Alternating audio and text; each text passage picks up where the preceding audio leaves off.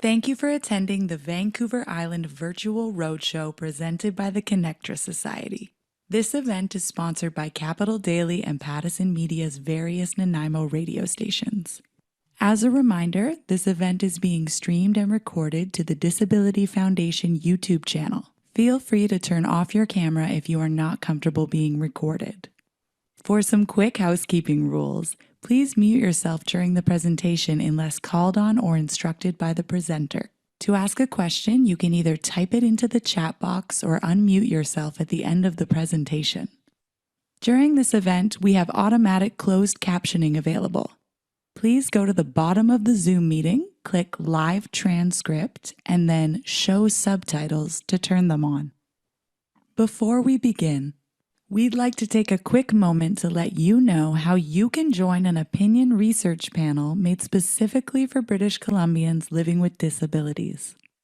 For 25 years, the Disability Foundation has been fostering meaningful experiences for Canadians with disabilities through outdoor recreation, social connectedness, innovative adaptive devices, and more. Today we are asking, how has the pandemic affected you? Help strengthen decision makers' understanding of your needs and experiences by joining an online opinion research panel consisting solely of people with disabilities and their caregivers. Make a difference in your community today. The Disability Foundation. Reimagine what is possible. Awesome. And with that, we'll hand it off to our wonderful speaker, Meghan. Perfect. Hi. Hello, everyone. Thank you so much for joining us today. I am so excited to be here and really, truly very honored. So yeah, thank you all for having me. And I'm really looking forward to this next hour or so together, talking all about gardening and how it can be so supportive for our health, and sharing some cool stats and facts and ways we can really continue to elevate our health with gardening in general. So what I'm going to do, because I have a lovely presentation to share with you all, I'm going to pull that up. You can all see that, okay, I hope. Perfect. All right. So yeah, we're going to be talking today all about how growing food can really help to boost your mood, self-esteem, and even how it can help to ease anxiety. So really looking forward to it. And yeah, like I said, thank you so much for having me. And before we get into it, I know we are live streaming, so I'm not going to probably be able to hear from everything, but I always like to get a little bit of a feel for who's with us today. So if you want to put in the chat box, just you can say, where you're living or where you're coming from, and also what your favorite food is, because as you'll learn, I am a nutritionist and a huge foodie, and I love talking about food all the time. So if anyone wants to kick us off and share a few, I'm gonna keep. Sorry, you can put it in the chat box and let us know. Michelle, I'm excited to hear what yours is. Let's see. Okay, Michelle, Vancouver and salmon. Oh yeah, good. Yeah, some nice wild salmon. There's really nothing better than that. Awesome. Does anyone else want to share, or is just Michelle today? Sasha, I live in Kitsilano. Favorite food is sushi. Okay, nice. That's a good one too. And lots of good sushi in Kitsilano. So that's awesome. We have Angela from Idaho. Hi, that's a great far place to be coming from me at least. And your favorite food is pasta. I feel that. I love a good pasta, and especially in summer. I feel like, it's you can put so many of like the fresh garden veggies in it, fresh basil, tomatoes. Yeah, you can't go wrong with a good bowl of pasta. And we have someone else here from downtown Vancouver. Lovely. And someone from Port Moody, and trail mix with dried cranberries. Yeah, that's a great one. I love dried cranberries. I know not everyone's a fan, but I think they're delicious. Michelle's shaking her head. Okay, and Persian food. Oh, yes, I do love some Persian food as well. And then we have Victory, live in Burnaby. Favorite food is definitely a Nigerian dish called, oh no, I'm probably not going to say this right. I'm sorry. Isi Iwu. Is that kind of close? Which is made from goat. Oh, cool. Yeah, that's amazing. I actually just tried goat the other day for like one of the first times. I'm usually quite plant-based, but my friend, had wild goat and so I tried it and it was delicious. So that's really cool. I would love to try that dish sometime. Perfect. Okay, so now I'll just share a little bit about myself.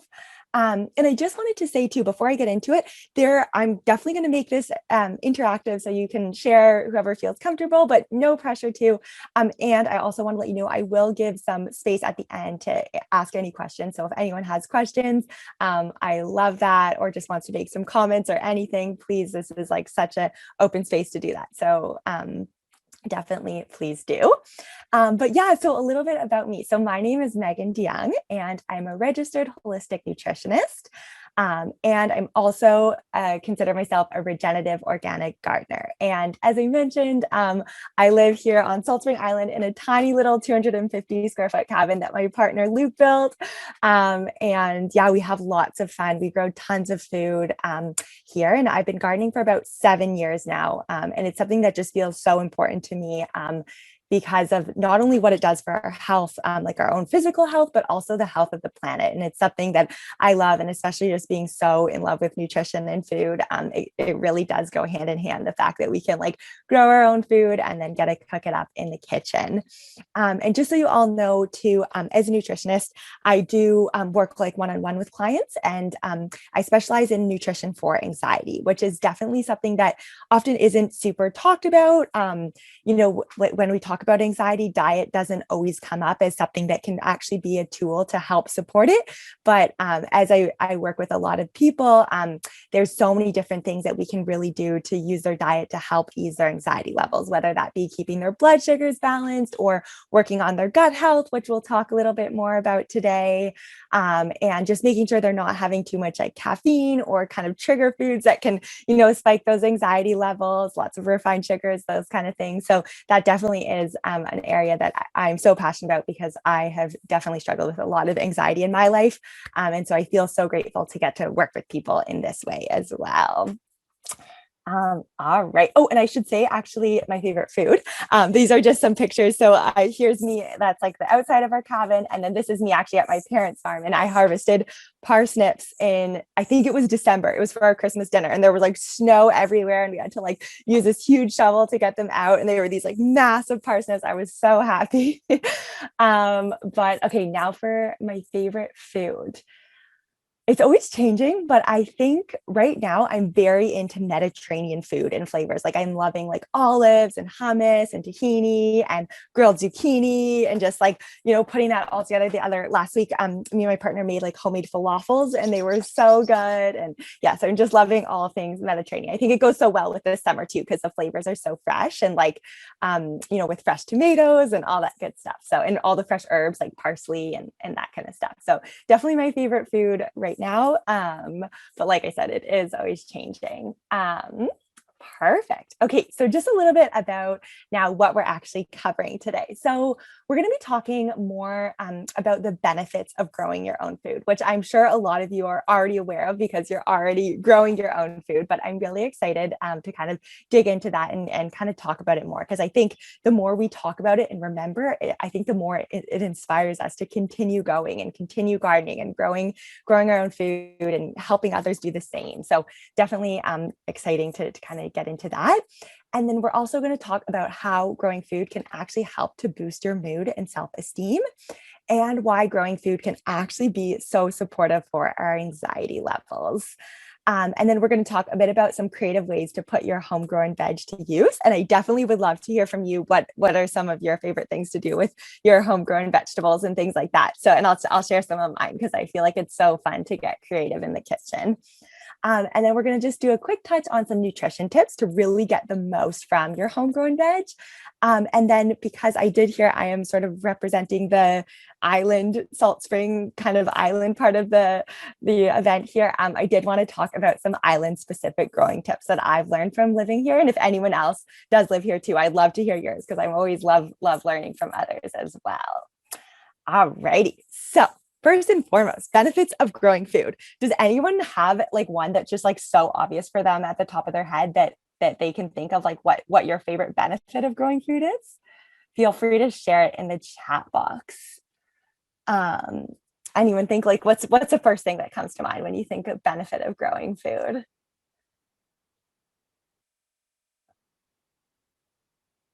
Anyone have any thoughts? Okay, Angela, less expensive. Yeah, saving money, definitely. The feeling of accomplishment, definitely such a big benefit. And yeah, Sasha saying pride, knowing that you work super hard to grow something. Yeah, definitely feel that. Spending time outside and some physical activity. Yeah, these are all great benefits. Definitely, yeah, getting close to nature, that's a really good one. I really feel that. And it's so, so important, especially in today's day with the busyness of life. I think that's something that's so underrated.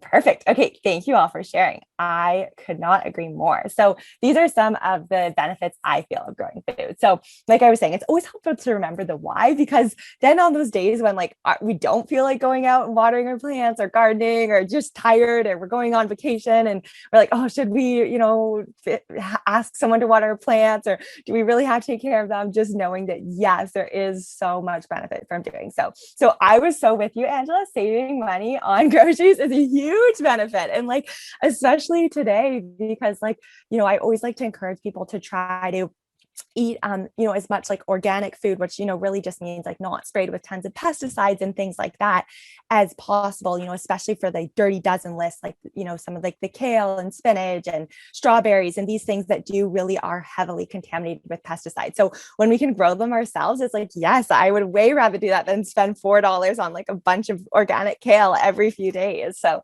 that's a great one. Also just being good for the planet. And I feel like that even sounds like a bit of an understatement, because it truly is I personally think one of the best things we can all be doing for the planet, and really helping to rebuild healthy topsoil and, putting, helping with carbon sequestration and supporting the microbial life underneath the ground by, creating this, like fostering that good, healthy soil and like all of these things that our planet so desperately needs. And, like I love that all the community gardens where like all these old parking lots are turning into these beautiful gardens. And like, again, these are just such important things that we really, really need in the world right now. So I think that's a huge benefit as well. And I think that was actually my first, what actually got me into growing food and gardening was when I was studying in my nutrition school to become a nutritionist, and just learning about how kind of like the state of our planet and the state of our food system, and just like, what's kind of going on. And it felt like one of the most important things we can do is to really take matters into our own hands and start growing some of our own food, so we can, cut out some of the negative aspects of our industrialized food system. Another one is empowers you to be more self-sufficient. And I think this is so important and so fun.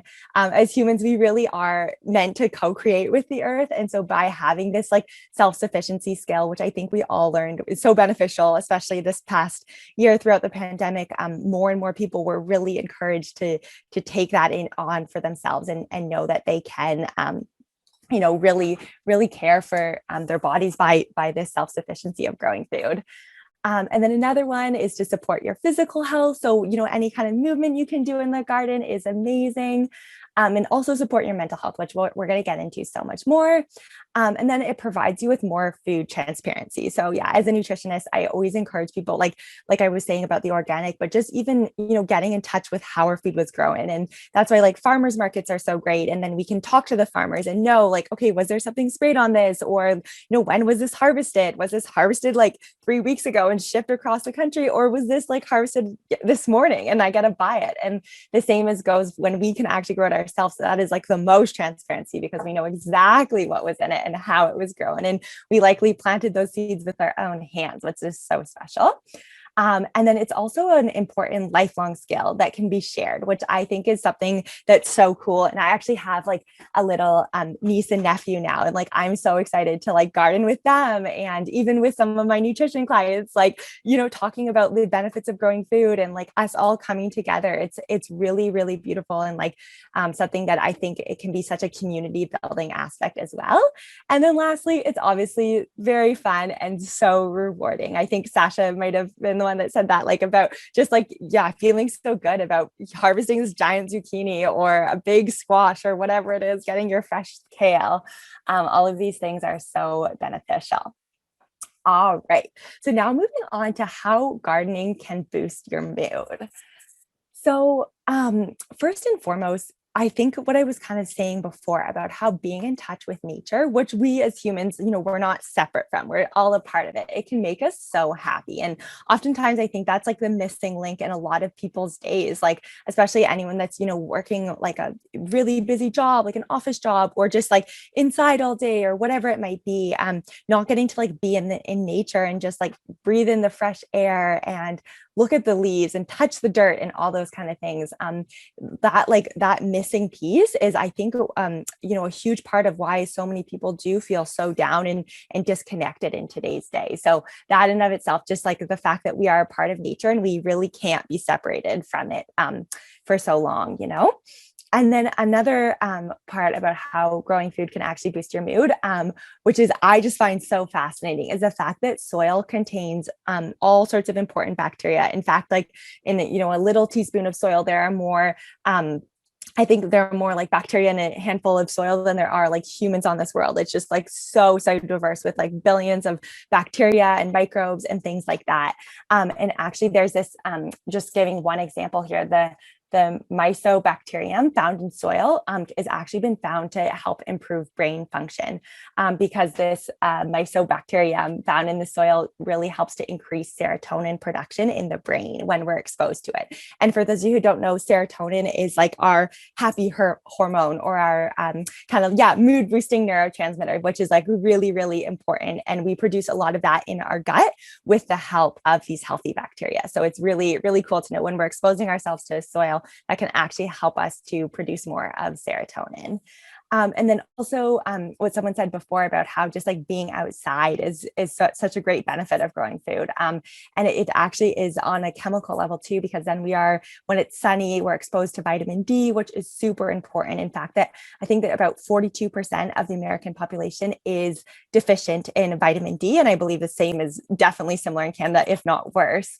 And so us gardeners that, have to be outside and really getting exposed to the sun that way, that's really one of the best ways to boost our vitamin D, which again, really can contribute to our mood.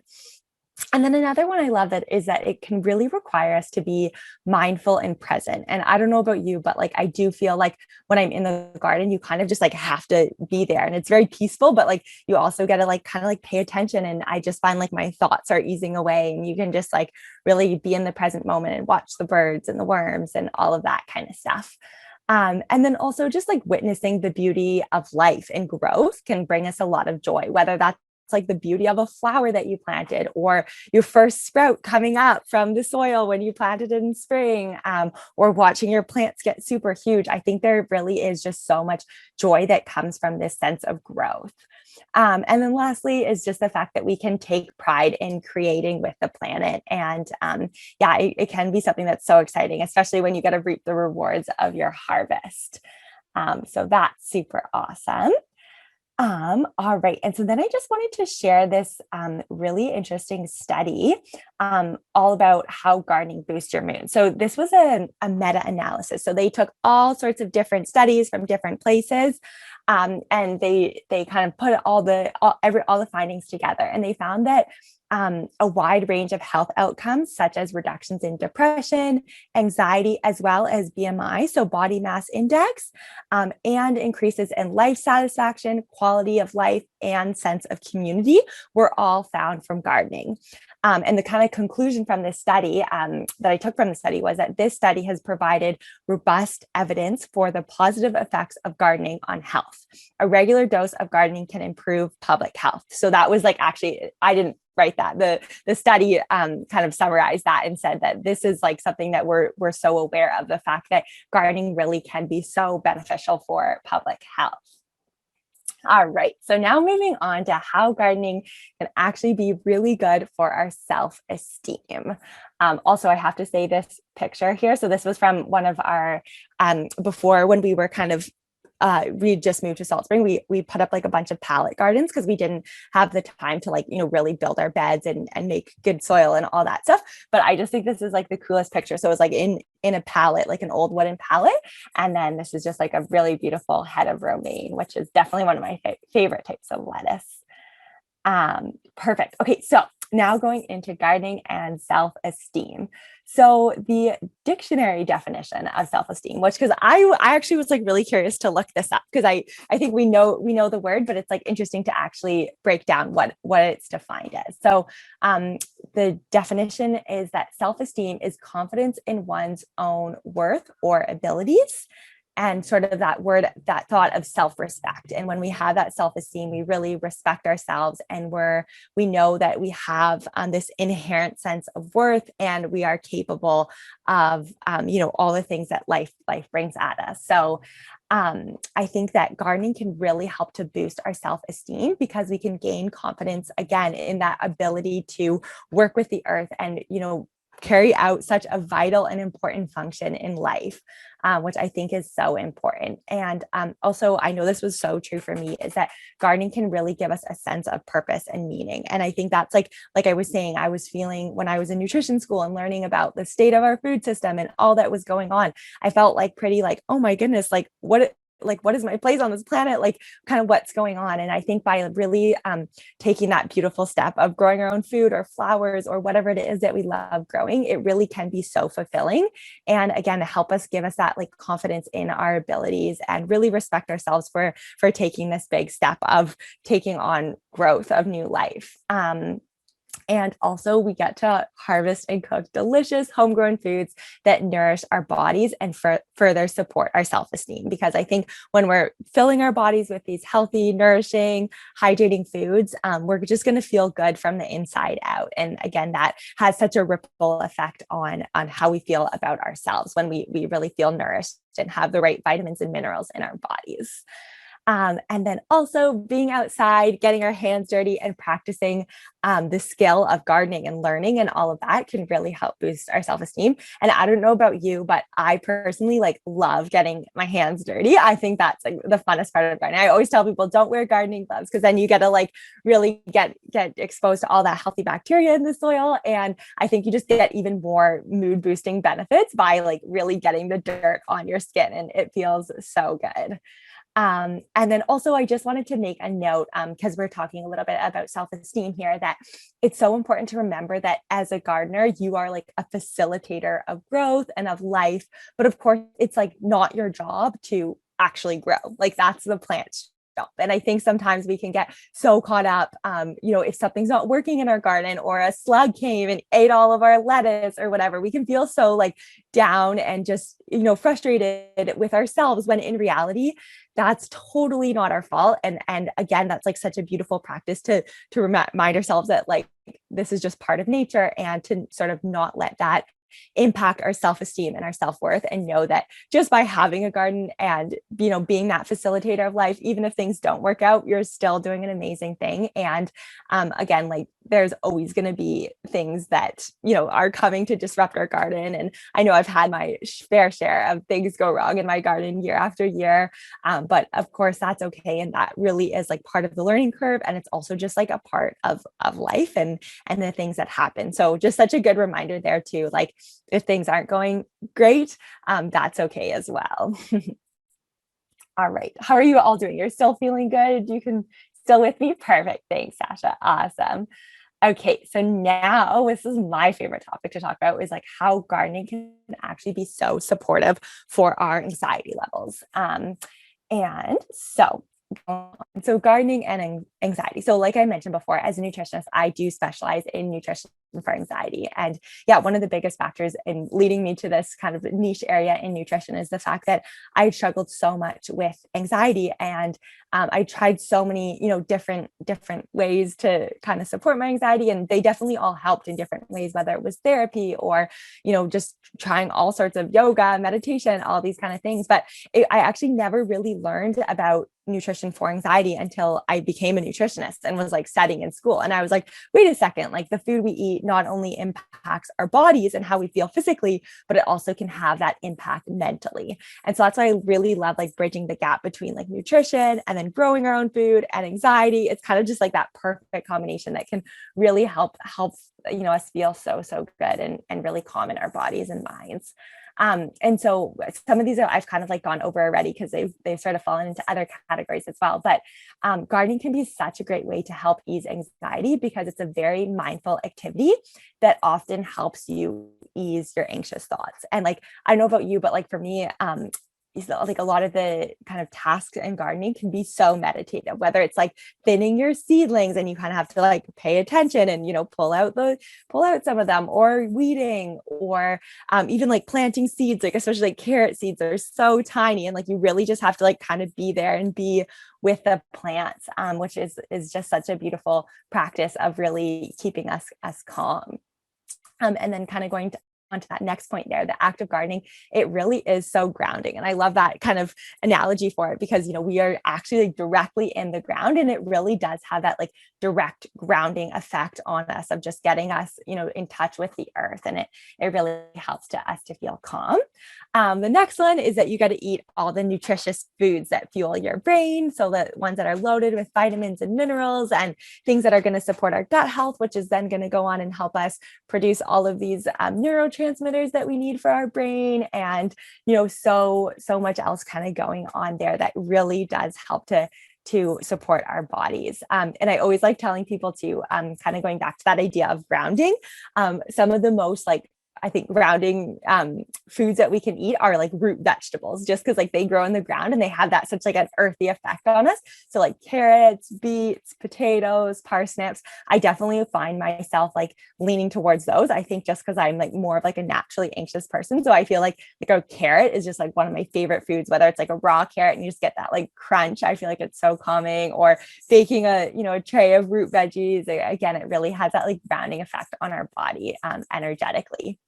And then it also helps you connect with the calming energy of nature and the natural cycles of the earth. And I think that that's so important to remember too, in terms of gardening for anxiety, like it really just like reminds us that the earth is so cyclical, just like our thoughts and our emotions are. And again, like sometimes like the weather's not great and it's super rainy and stormy and cloudy, and other times it's super sunny. And, the same can often be true for our minds and our thoughts and the things that are coming and going and passing.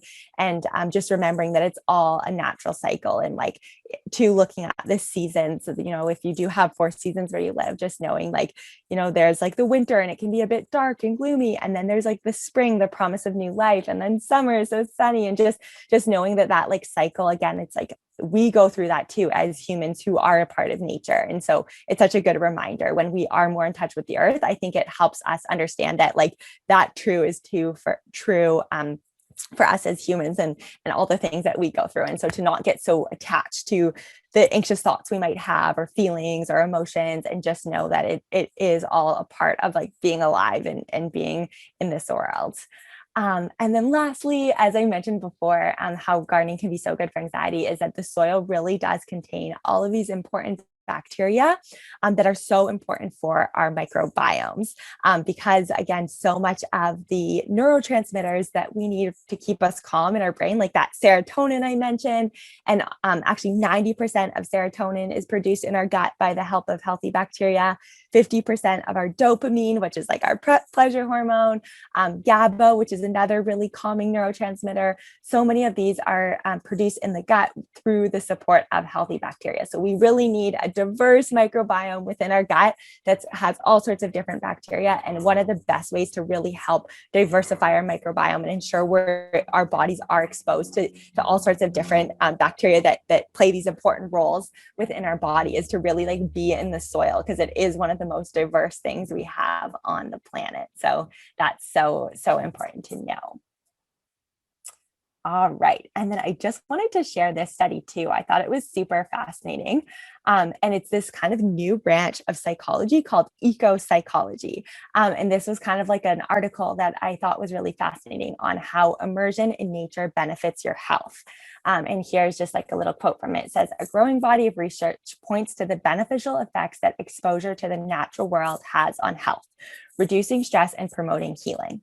Now, policymakers, employers, and healthcare providers are increasingly considering the human need for nature and how they plan and operate. And I just like found that so uplifting and encouraging, because like, again, I think like a lot of us can relate to the fact, like growing up in school, we got like 2 20-minute recesses, and that was like pretty much it for our time outside, you know. And now I think, like it was saying here, how so many, we're really waking up to the fact that we need nature and we cannot see ourselves as separate from it.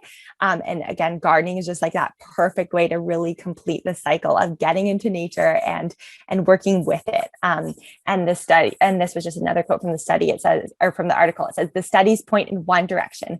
Nature is not only nice to have, but it's a have to have for physical health and cognitive function.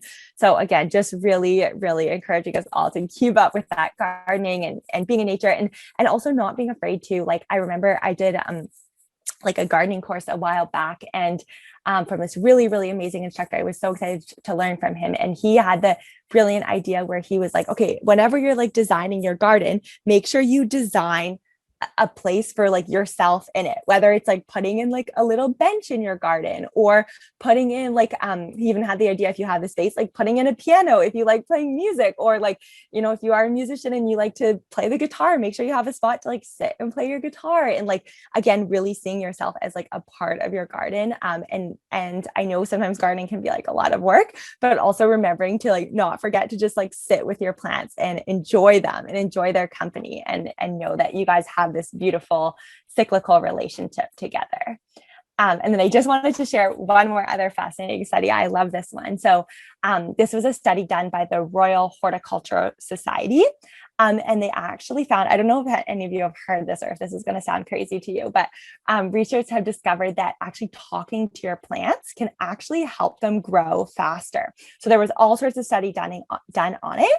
And interestingly enough, not to make any men feel bad, but they did find that plants actually grow faster to the sound of a female voice than the sound of a male voice. And I think maybe just because like the female voice is softer, so the plants like resonate more with that like higher tone. I'm not exactly sure why, but not to say for any men watching that you shouldn't talk to your plants, because there is benefits on both sides. It is kind of interesting that was noted as well. And again, I think this is just such a great example of how plants are like so much smarter than we think and that we give them credit for, and how much like what a relationship we can have with them once we like tune into the energies. And I think that's like really beautiful and really encouraging. And sometimes I worry, because when we moved to Salt Spring, so we live like kind of like on a hillside, and it's very, very rocky, and it was like really hard to build good, healthy soil here. There was just like, you know, we'd be like trying to put in our garden beds and just like finding rocks everywhere. And it was just like, we're just like, how the heck are we going to grow anything? But like, again, just remembering that like, yes, you need healthy soil, but also your plants need a lot of love. And so I always say, like, anything that we make up for, and like, you know, we're still building our soil and things like that, like I try to make up for an extra love and just like give my plants all the love they can. And you know what, I think it's worked so far, so I'm going with that. Perfect. Okay, so hopefully you're all still with me. We can take, does anyone have anything that they wanted to say? I'll just check the chat. Is that, yeah, anyone feeling good, or we can kind of keep continuing? No one has any comments or anything? Perfect. Awesome. Okay, so now I'm very excited to talk about creative ways to use your vegetables in the kitchen. So I'm actually curious, so maybe I'll get you all to share with me, whoever feels comfortable. What's your favorite thing to grow? Or if you aren't growing any food right now, what's your favorite like kind of local veggie to buy from the farmer's market or anything like that? What comes to mind? I think I said mine. Mine is carrots. I love growing carrots and I love eating them too. Sasha, love garlic fresh from the garden. Yeah, nice. That's awesome. Ooh, sour cherries and raspberries. Oh yeah, those are so good. Strawberries and potatoes. Nice. Thanks, Michelle. Ooh, rosemary. Strawberries from Victory. Nice. Yeah, that's awesome. Very, very good ones. Cool. Okay, well, now I did give a few examples of some creative ways that I like to use vegetables in the kitchen that maybe some of you haven't thought of yet, but maybe you all do this already. So I will say, I know I said carrots, but I also have to say zucchini is one of my favorite things to grow in the garden. And I know that's kind of funny because a lot of gardeners kind of like joke that like we all have way too much zucchini and like everyone, like no one wants it. Everyone just wants to give it away because they can be so prolific and really, really produce so many zucchinis. But I personally feel like I can never have enough. And I'll explain why. Yeah, so first of all, I love making loaves with them. And I actually, I do have a website that I have all sorts of recipes on it. So maybe Sasha or someone can send out my recipe or my website after, and I have all sorts of delicious loaf recipes, healthy loaf recipes and things like that. So I love making chocolate chip zucchini loaf or double chocolate zucchini loaf, chocolate berry zucchini loaf, all sorts of good ones. And again, I just use like a cheese grater and I kind of grate it up like I would like a block of cheese. And then I do a nice like squeeze out with a towel just because it often has so much moisture in it that it will make your baked goods a bit too soggy. But if you do a nice little squeeze and then you put it in your loaf, it just makes your loaf so moist and fluffy and delicious. And then another one is to just simply bake it in the oven with olive oil. So I usually cut it into slices, do a nice drizzle of olive oil, put a bit of sea salt on it, bake it in the oven. And I think it's so delicious. You can just like chop it up and add it to salads. I just eat it plain. I think it's so good.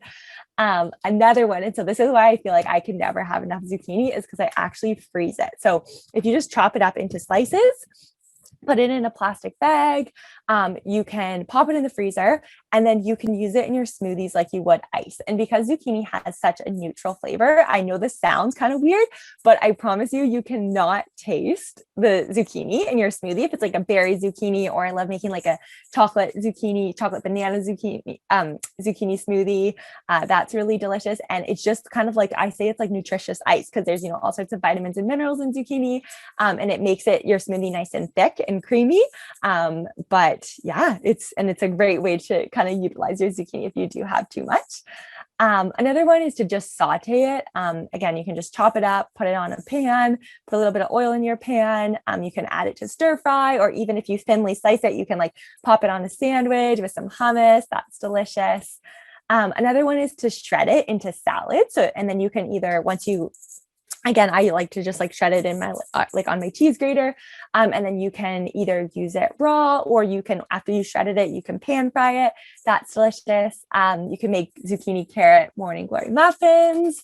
Also make zucchini chips with nutritional yeast, which I think is super yummy. Or lastly, make zoodles. So this is kind of like something called like a spiralizer, which you can buy from most kitchen stores. And then it kind of comes out like noodles. So they're called like zucchini noodles or zoodles. And then you can use it like how you would pasta. And I like to kind of do like half pasta, half zucchini noodles, just because like I find like them like a little bit not so filling, or like like I like to still have a bit of the grain from the pasta, the regular pasta, but it really does make such a nice complement in your pasta. And I know who was it that said, Angela, yeah, you like pasta, so here's a good idea for you. Do a little half and half. It's quite delicious. Perfect. Okay, so the next vegetable I want to talk about is kale. And I think a lot of people probably grow kale. It's a pretty common one. And I often think it's one of the easiest ones to start growing if you're newer to growing, just because it's so versatile. It can do okay in the sun. It can do okay in the shade. Doesn't need like the most fertile soil. It's pretty resilient. In fact, my partner and I, we realized we accidentally dropped a few seeds just right outside our cabin that's kind of like shale and gravel, and we had random kale plants coming up through the gravel. It was crazy, and it was they were end up being our best kale plants. So they would get huge, and it was very exciting. So definitely if you're looking for a plant to start growing, definitely try kale. But some ways that I love to use kale. So I love to just I usually take the stem off, and you can definitely eat the stem. It's very nutritious, but I think if I'm using it in a salad or something, I kind of just like to take the stem off. So I just pull it from the bottom and rip it up. And then you can chop it up. And then a lot of people say to massage it, and this kind of activates some of the enzymes and gets it nice and soft. And I like your face for that one. You're like, oh, I don't know. But I swear, I know it looks a little weird. So that's why I showed the picture of it. But you can, just kind of give it a light little massage, and it really softens it. It's actually pretty wild how it changes the texture and makes it a little bit more digestible. And then, you can use it how you would lettuce in any kind of salad. I love making a kale Caesar salad. I have a really good recipe for it on my website with a creamy avocado hemp heart dressing. So that's delicious. You can also make kale chips either in your oven or dehydrator, which again, those are a really good way. If you just have way too much kale, it's a great way to sort of use them up. I usually chisel with some olive oil, bake them in the oven, put a little bit of sea salt on them, and they're delicious. You can also add kale to your smoothies or your soups. If you're adding to a smoothie, you don't need to add a ton because it does still have that kale kind of strong flavor, but even just a handful, it goes really far. And it, again, just adds so much good nutrition and fiber to your smoothie. And then you can just saute it up with olive oil and sea salt and eat it aside a nice complex carb, whether that's some brown rice or quinoa, and maybe some salmon, because I know we have some salmon lovers.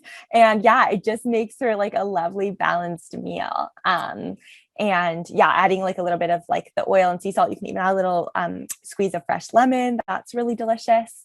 Another one is to add it to pesto. So you can, I usually do a half basil, half kale kind of pesto, and it's a really, really delicious one. And again, just a great way to use up your kale and also get in all the nutrients. And you can put pesto on your sandwich. You can put it on your pasta. So many different options there. And then also saute it and add it to an omelet. Same with zucchini. That's a really great way. I love having a nice farm fresh omelet with all the kind of local veg around. I think that's a really good one. Awesome. And then the next one I want to talk about is beets. Any beet fans here? Beet lovers? Yeah. Okay. Me too. I think beets are so fun and so beautiful. And just look at this color of them. It's pretty cool. So one of my favorite things to do with beets is to make beet bacon, what I call, or actually I didn't think of that name. I think someone else did, but it definitely exists. And so you can just kind of slice up your beets super thin. And then I drizzle it with some olive oil, some paprika, any kind of some cumin, some of those kind of more spices. And then bake it in the oven, and you essentially have beet bacon. And there's you can look up recipes online. They have all sorts of different things you can add to it to get more of that kind of flavor. But even these are more little beet bacon chips kind of thing to put on toast or put in your kale Caesar salad. They're delicious and just such a great option. And kind of the same thing as beet chips, just depending on how you want to flavor them. But a really, really good way to use up your beets. And again, you can do it in the oven, or if you do have a dehydrator, dehydrating them, that's a great option as well. You can also eat beets raw. I know some people aren't sure if they can or not, but you definitely can. Especially I like doing it when you shred them up. Because again, doing that in the cheese grater or something can be really helpful. And then you can add it to salads. I love adding that to a quinoa salad. They're so beautiful. Or what I like to call a nourish bowl that, has some chickpeas in it and some rice, some nice tahini sauce or whatever it is. It makes for a really good meal. And then also steaming beets is a great way too. So just cutting them up, you can peel them or keep the skin on. Steaming them in a pan, and then you can either add them to smoothies, or you can make a beet salad. That's a great way. And there's lots of classic beet salad recipes online. You can steam them and add them to smoothies. That makes for a very beautiful colored smoothie. Bake them in the oven with other root veg like parsnips and carrots. That's a really great way. And I love baking a few really big trays and kind of putting them in the oven and then having them throughout the week. And then whenever you're hungry, you just open your fridge and you can just snack on your little roasted veggies, and it's quite delicious. Also, you can pickle them. Pickled beets are quite yummy. You can make a beet potato soup, or borscht as it's called. Or my favorite way, or I've probably said that about all of them, but another one of my favorite ways is to make beet hummus. So this is kind of what I have on this toast here. And so you just make it with chickpeas, and then you add in, I like adding in roasted beets to it. And it's delicious and such a beautiful color, and so fun to add to things. Or you can dip carrots or crackers in it, and it's quite yummy. All right. So I wanted to know now, is there any other vegetables you're curious about that you've kind of like maybe grown but just like always have trouble using them because you're kind of like, I don't really know what to do with them? Or is there any veggies that you've kind of never wanted to buy from the farmer's market because you were a bit worried about, or things you don't like that you want to know how they could taste better? Please do let me know. Let's see what we have. Oh, Michelle, you just had massage kale the other day for the other day, and it lunch deliciousness. Okay, that's awesome. Sorry guys, I'm just getting caught up on our group chat here. Awesome. Okay, chard, that's a great one. Eggplant and kohlrabi. Okay, cool. So let's dig into those. So yeah, chard is, I definitely think it's such a beautiful veggie to grow, especially when you grow like the rainbow chard. The stalks are just so pretty. I love doing with chard similar to like what I would do with kale. I personally love sauteed chard. I think that tastes really good. Adding it to like an omelet, you can add it to a smoothie. Those are really good ones. For me, chard isn't like, I definitely like tend to kale over chard. I feel like just like the flavor, I do like kale a little bit better than chard, but I think adding it to like a stir fry too, or like even a pasta, that's really nice, like a pesto pasta with some sauteed chard, that could be really good. Yeah, so hopefully there's some ideas there. I'm trying to think if there's any other, even in the soup that could be good, like a blended soup. So yeah, I'll let you know if I think of any other ones, but hopefully that gives you some good ideas to start with. Eggplant is the next one we have questions about. Cool. So I personally love eggplant, and the first thing that comes to mind for me is to like make baba ganoush, especially because I'm on my Mediterranean love right now. So for those of you who don't know, baba ganoush is kind of similar to hummus. Like it's like this nice, really thick dip. And it's usually made with roasted eggplant, some tahini, lemon juice, garlic, sea salt, and you kind of like blend it all up. And it's delicious. So that's a really good way to use your eggplant. I also just love like a roasted eggplant. Again, like adding it to pasta or like even like a lasagna. Another cool one is like, I didn't mention this for the zucchini, but like you could make like a zucchini eggplant lasagna, almost like a casserole kind of thing. That would be really delicious. What else? Eggplant could be good too, even like roasted or like marinated eggplant on like a sandwich. Again, going with like that Mediterranean sandwich or some hummus, that would be really yummy. So those are some good options there. And then for Victory's question about kohlrabi. So I definitely think, kohlrabi is a one that I think is such a funny one, because I think a lot of people are curious about what to do with it, what not to do with it. It's quite similar to almost like you could use it like you would a potato. And some things I've done really good with kohlrabi, I've made like a parsnip peanut kohlrabi soup. I actually have a recipe for that one on my website. That one's really good. And so you kind of like, again, you use it sort of like you would a potato, and then I like blended the soup up and it was super creamy. Also kohlrabi fritters are something I made before. And again, lots of recipes you could Google online for those. Kohlrabi like fritters, almost like little pancakes, could be good. What else have I done with kohlrabi? Those are kind of like the two main things I've done with it, but I know, I definitely know it's like really good in soup. You could also just like eat it like cooked up. I think, either like baked in the oven or steamed, all sorts of different options there. I can't say I've mastered kohlrabi like things, like there's nothing like the soup is really good, but I haven't like experimented too much beyond that. But really good question. And I encourage, if anyone is curious about growing it, it's a really fun, and you can grow like purple ones or these like light green ones are such beautiful colors, and really fun to kind of force yourself to get creative that way. Another question here we have is about rhubarb.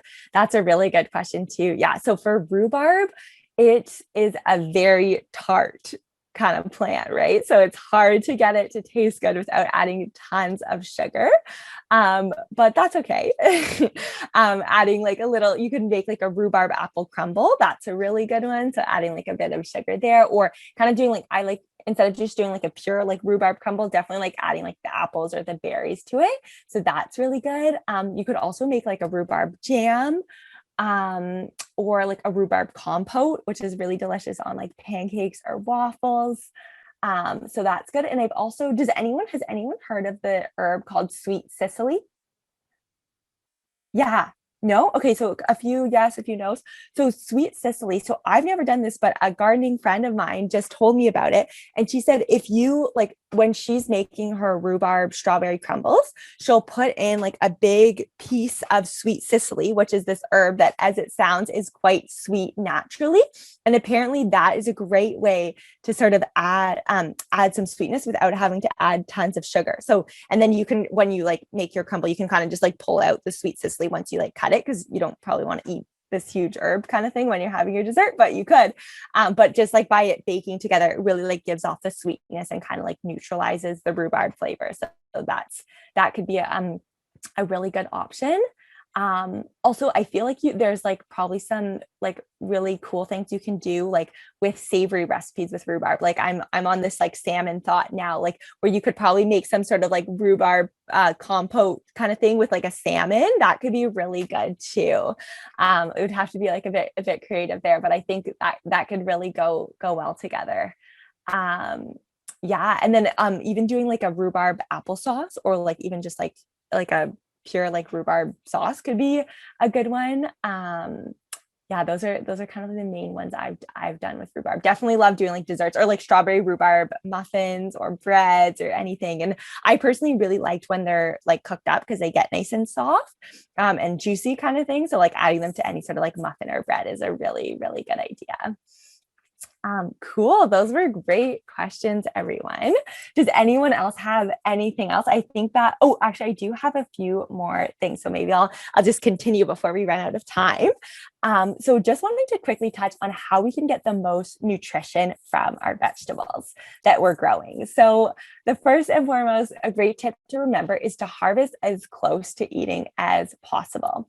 And this is because a lot of vegetables will lose their nutrients each day after you harvest them. And there's like some estimates that vegetables lose about 30% of their nutrition after each day they're harvested, which is a really, really high amount. So the sooner, like if you can just like right before dinner, go harvest your lettuce and make your salad, like that is ideal. I know sometimes that's not always the case, or if you have a community garden, it's further away, you maybe can't, do that right away. But the more we can harvest as close to our meal times as possible, that's a really, really important way to really preserve the nutrition of our food. And I've heard even people say, so funny, like that it's even better when you don't even touch it and you just like eat it straight off the vine, like a fresh cherry tomato or something like that, or like I'm trying to think what else like could work, like maybe like a blackberry, you just kind of eat it straight, you really, really get all the nutrition from it, which is pretty cool.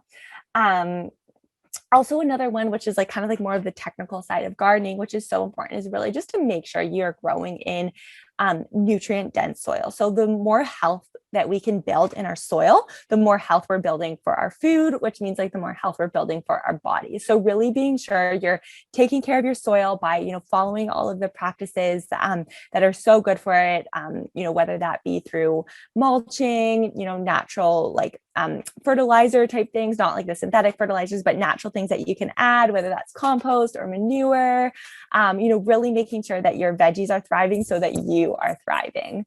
Another one is to, it's a great idea, especially if there's like dirt on your produce, to give it a quick rinse. To be honest, I don't wash most of my produce unless there is dirt on it. Like for example, like my tomatoes, that kind of stuff. But I do recommend, obviously, if there's dirt or you just want to be careful, make sure there's no bugs on it, giving it a quick rinse, but not over sanitizing it. Again, just because there's so much healthy bacteria and goodness on the vegetables that we're eating, the less that we can kind of wash that away, the better.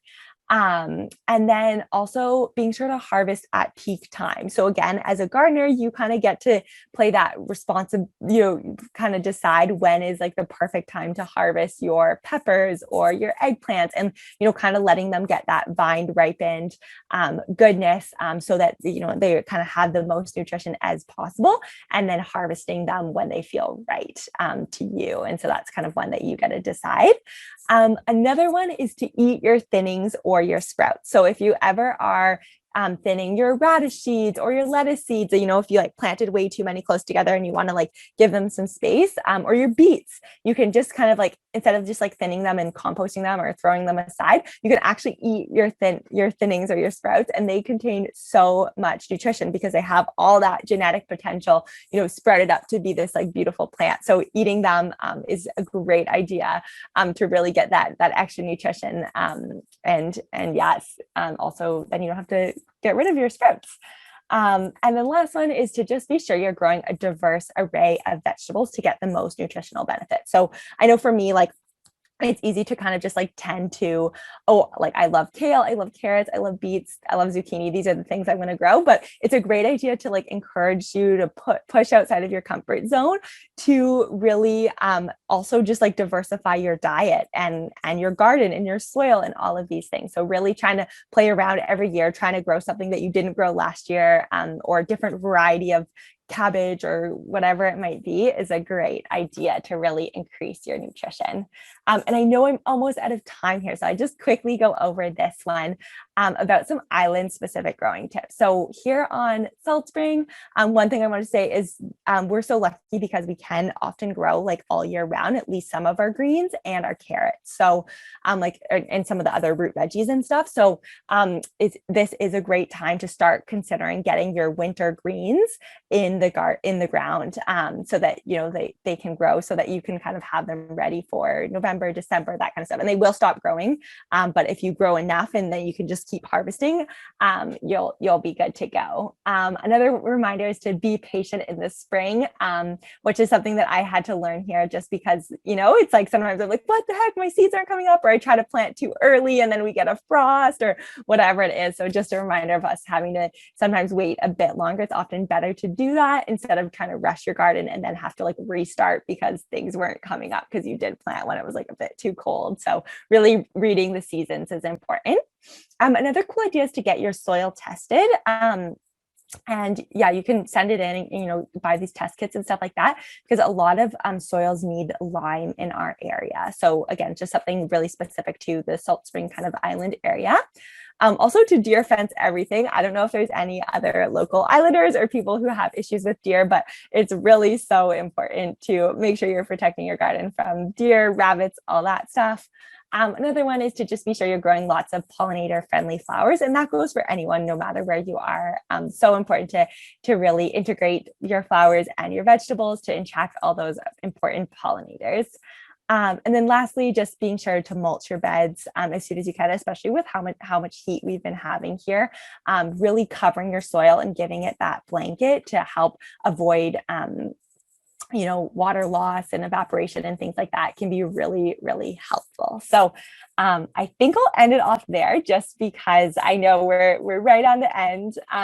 But who should I pass it over to? I will just say thank you all so much for having me. It was such an honor to spend this little hour with you guys. And please don't hesitate to reach out if anyone has questions or thoughts. I would love to hear from you. So thank you. And is there someone I can pass along to? Thanks, Megan. Hi. Hi. That was wonderful. Oh, good. Yeah. So if anybody has any questions, any last minute questions, we'll deal with those. If not, thank you, Megan, and I'll touch base with you after. Okay. Perfect. Yeah, thank you all so much. Yeah, it was such a pleasure to be with you. And like I said, I felt so honored to be here. So thank you. And I hope everyone has a great rest of the kind of conference or roadshow. You had a beautiful energy. So thank you. You did. You all too. And thank you for the advice on kohlrabi. I saw it recently at Seal Creek. Yeah. And I was Sophie has a garden here in Vancouver, and I was very excited because I have heard of it, but I've never used it or grown it. Yeah. So yeah. Cool. Yeah, I'm excited. You'll have to send me a picture of what you make. I will. Perfect. Yeah, and I'm not kidding. That soup is really good. The parsnip kohlrabi one I made, it's delicious. I'm definitely going to be checking out your website. Oh, LK has a question. Oh yeah. Okay, do you wanna, you can speak if you want. Hi Yeah, or there. you can- Thank you so much. It was so informative and very pleasant presentation. Oh, I have a thank you. question about mulching the soil. So Yeah. if you're mulching with wood chips, I know that wood chips has alcohol and it might damage the plants, but you know better. Please explain. Right. Oh, that's a really good question. I think it's mostly just being aware of the type of wood chips you use. I know like pine mulch can be quite acidic, so that might be good to like for your blueberry plants, but most of your other vegetables don't want any kind of like acidic type of wood chips. So depending where you're getting your wood chips from, just like be sure you're aware of the type of wood that you're using for your wood chips.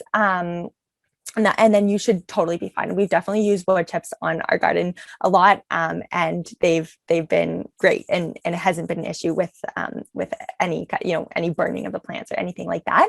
Another great idea you could use if you didn't want to do the wood chips, straw is really awesome as well.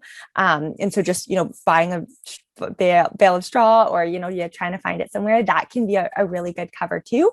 And then any sort of like dried leaves or plant debris or anything that you can kind of cover your soil with, that's a great option as well. So hopefully that helps. Thank you. Yes. Yeah. And what about red cedar mulch? Ooh, red cedar mulch.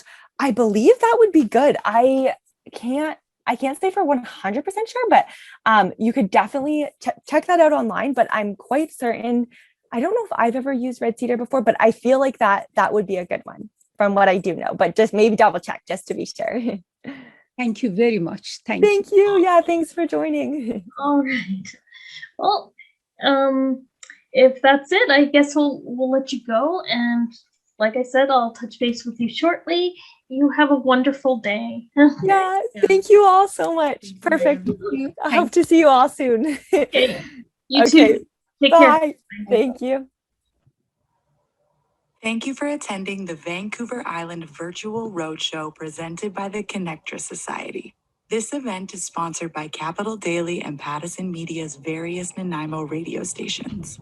As a reminder, this event is being streamed and recorded to the Disability Foundation YouTube channel. Feel free to turn off your camera if you are not comfortable being recorded. For some quick housekeeping rules, please mute yourself during the presentation unless called on or instructed by the presenter. To ask a question, you can either type it into the chat box or unmute yourself at the end of the presentation. During this event, we have automatic closed captioning available. Please go to the bottom of the Zoom meeting, click Live Transcript, and then Show Subtitles to turn them on. Before we begin, we'd like to take a quick moment to let you know how you can join an opinion research panel made specifically for British Columbians living with disabilities. For 25 years, the Disability Foundation has been fostering meaningful experiences for Canadians with disabilities through outdoor recreation, social connectedness, innovative adaptive devices, and more. Today, we are asking, how has the pandemic affected you? Help strengthen decision makers' understanding of your needs and experiences by joining an online opinion research panel consisting solely of people with disabilities and their caregivers. Make a difference in your community today. The Disability Foundation. Reimagine what is possible. Perfect. Thank you so much for taking the time to watch that, everyone. And with that, I'd love to pass it along to our presenters today. Thank you so much for joining us. Thank you. So my name is Wendy Fox. I'm the Executive Director at the Victoria Disability Resource Centre. I'll let Gina introduce herself and then I'll take over again. I'm Gina Holenberg. I'm the peer outreach and the lead coordinator for the Victoria Disability Resource Center. Thanks, Gina. So I am going to be reading a little bit off my screen here. So I apologize if I'm not making eye contact with the camera. I will try to do that as much as possible. So I'm going to introduce our center, a little bit about the background, how we run and some of our programs.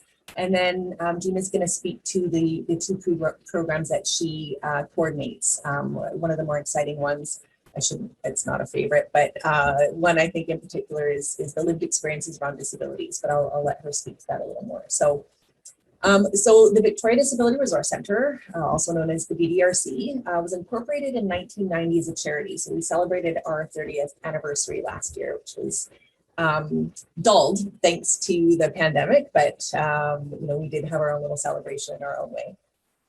We are one of 24 centers across Canada. So our national umbrella organization is called Independent Living Canada.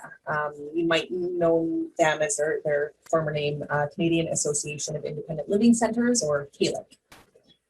So we believe in and follow the independent living philosophy, which promotes and encourages people with disabilities to live independently, make their own choices, and learn from their mistakes. That's how everybody learns. All of our services are free to persons living with disabilities, as well as their family members and friends and their extended networks. We also work with other professionals and organizations as well. In order to access our services, proof of having a disability is not required. One of the biggest things that we recognize is people like to avoid labels, or some people do, and you really shouldn't be labeling people. So basically, if somebody comes in and self-identifies as having barriers in the community, then they're eligible for our services. So I've always liked saying that we work with persons living with disabilities and not for. So having said that, we're not an advocacy center. However, we do try to enable people with advocacy skills so they can advocate for themselves. So we follow 4 guiding principles and 4 core programs that were identified by Independent Living Canada. Within those core programs, we do have a little bit of leeway as to the services we deliver, and that is based on communicating with the community and listening to them and finding out where the gaps are, which is one of our guiding principles. So I'll try not to go on too long here. Please butt in and interrupt if I'm going too fast. So our 4 guiding principles is we must be consumer controlled, which means that more than 51% of the people that work here, volunteer here, on the board here, have a disability. So currently, 89% of our staff are persons who identify having a disability, 86% of the board, and 85% of volunteers. So we've well surpassed 51%. And this is what keeps us really grassroots. The second guiding principle is we serve cross disabilities. So we offer programs and services to people with multiple disabilities, any disability. Again, we don't ask for proof of disability. It's based on whether or not somebody has a barrier when accessing their community. The third one is be community-based and not for profit. So as I was saying earlier, we kind of listen to the community. We identify the issues in the communities and where the gaps are, and then we try to fill those gaps in services. And the fourth is promote full participation and integration. So we support and encourage people living with disabilities to participate in all aspects of economic, cultural, and social life in Canada. So our 4 core programs are information referral, peer support, skills development, and research and development. So I'll explain a little bit about some of those programs and how they're working. Then I promise I will stop talking and I will pass it over to Gina. So the first core program is information referral. This one is our busiest program. It receives up to 650 inquiries a month. These inquiries come in from persons living with disabilities, their network, other organizations and service providers. So we just try to keep up to date on the services available for persons living with disabilities in the community so that we can provide correct information. We often have people come in saying they've been all over and they've been passed around or not getting the information they need. So we take the time to try and research that and provide it to them. And we ask that people come back and give us some feedback on the information they got. If we gave incorrect information, we'd love to know so that we can stop giving out that information and look for the right answers. So we do have one of our employers or employees is a social worker, registered social worker. So she's able to assist people with the provincial disability application. So filling out Part C, and she can also provide some direction on how to talk to your doctors about filling out their portion, as doctors often will, I don't think it's 10 to 15 minute appointments you get with your doctor, so you can't really get a lot of information in there. They see you walk into the office, so they think you're okay. I'm babbling. Our second, and we provide weekly workshops on how to apply for disability benefits. Again, that service is free. Everything is being done remotely right now, so it's easy to access, and that information is on our website. And I think we'll probably, if we don't already have our contact information, we'll make sure it gets sent out. The second core program is peer support, which really occurs daily in all programs. But what we have is some one-to-one support as well as peer groups. Peer groups are free for anybody to drop in. Again, right now everything's virtual. All the information's on our website. We've got a coffee social running currently. Another one called Peer, which is people, oh my goodness, Gina? Empowering each other respectfully. People encouraging each other respectfully. Yes, thank you. That one we've altered a little bit, and we view sort of a 10 to 15 minute TED Talks video or video that discusses some issues related to or disability related information, and then there's a discussion afterwards. So that one's been quite fun. And then some others as well. The newest peer support program we have is called Peer Outreach, and we designed it specifically to reach out to people in the community that might have been isolated or experiencing loneliness due to the pandemic and not being able to leave their homes and not being able to have people come into their homes. So what we do is we reach out and we just check in on people and see how they're doing. The program actually evolved to doing regular check-ins with the same people. Some people want to be contacted weekly, every other week or monthly. So that has been a really amazing program.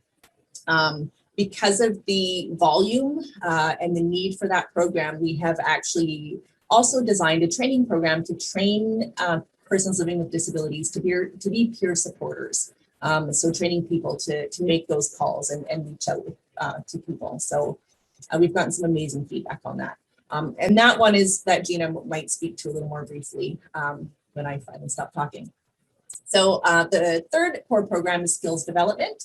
Right now, we've got a volunteer skills development program that is designed to strengthen and increase volunteer skill set that can prepare them for employment or for other volunteer endeavors or whatever their future holds.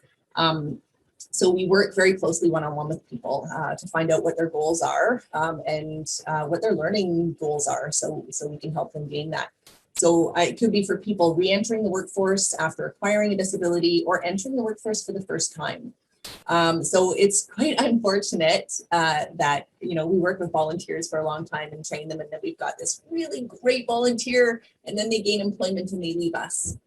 I mean, it's for the greater good, and that is what the program is for. It's always sad to see people go, especially once you get to know them. But so that's what the program is for.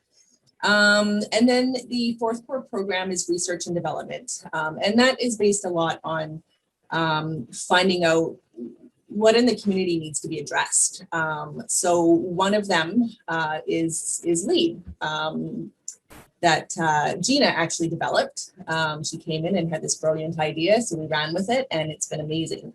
So what I'm going to do now is pass it over to Gina and let her talk breathlessly. And then I think we'll be open for questions after that. though, I'll just continue on a little bit about peer outreach that Wendy had touched on.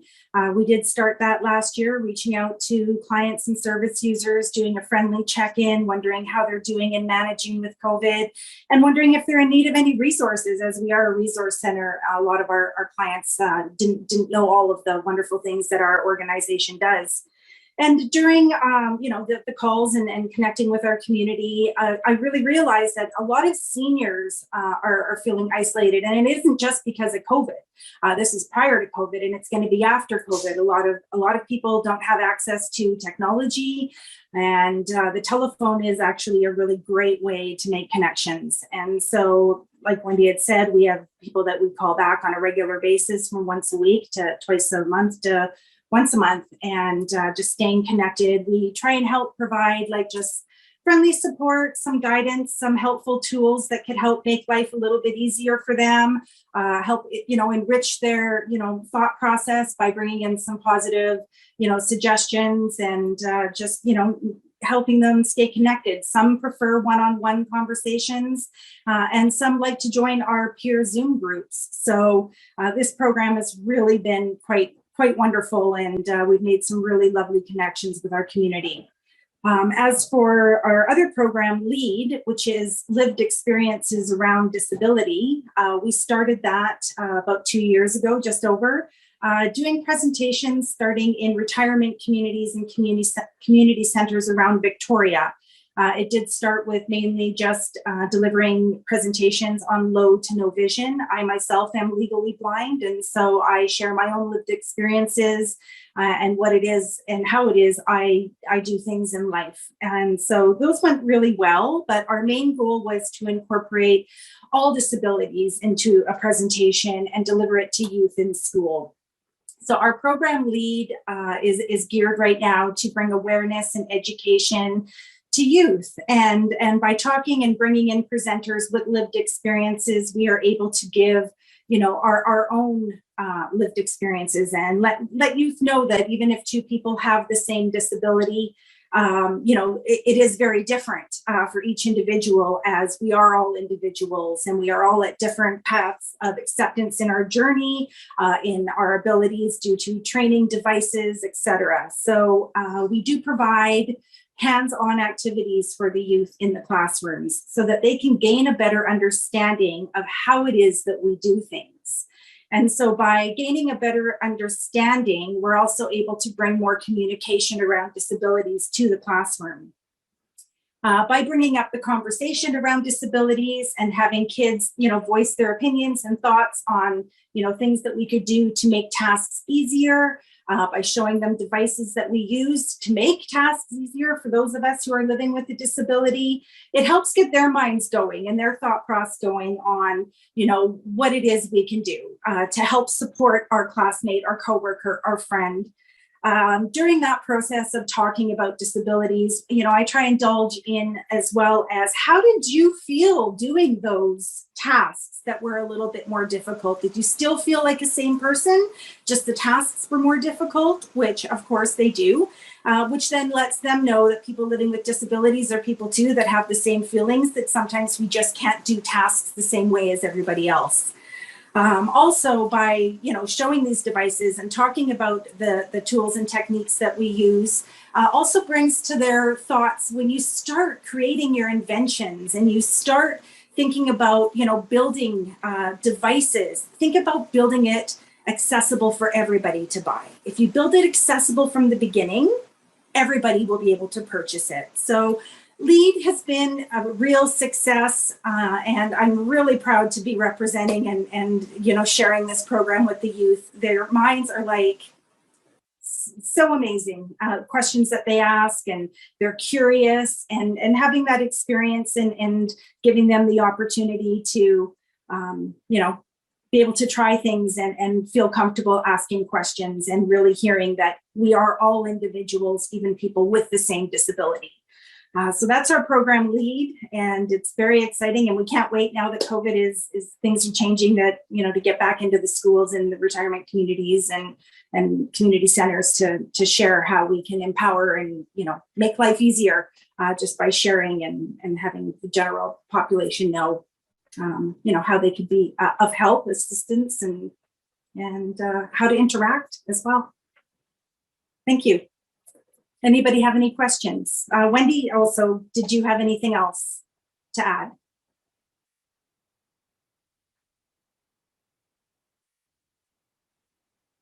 Oh, I think she stepped away for a moment. Does anybody have any questions? I had I think more of a comment than it leads into a question, if that's okay. I just thought that it was really amazing to hear all about the work that your programs accomplish, and kind of I always love hearing about the focus on, oh, I think Wendy is back. Maybe there's a bit of a technical issue before.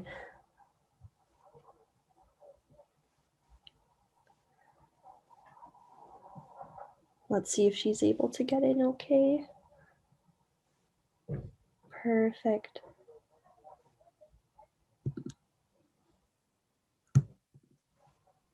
Wendy, are you here with us? No, maybe some more technical issues. No worries.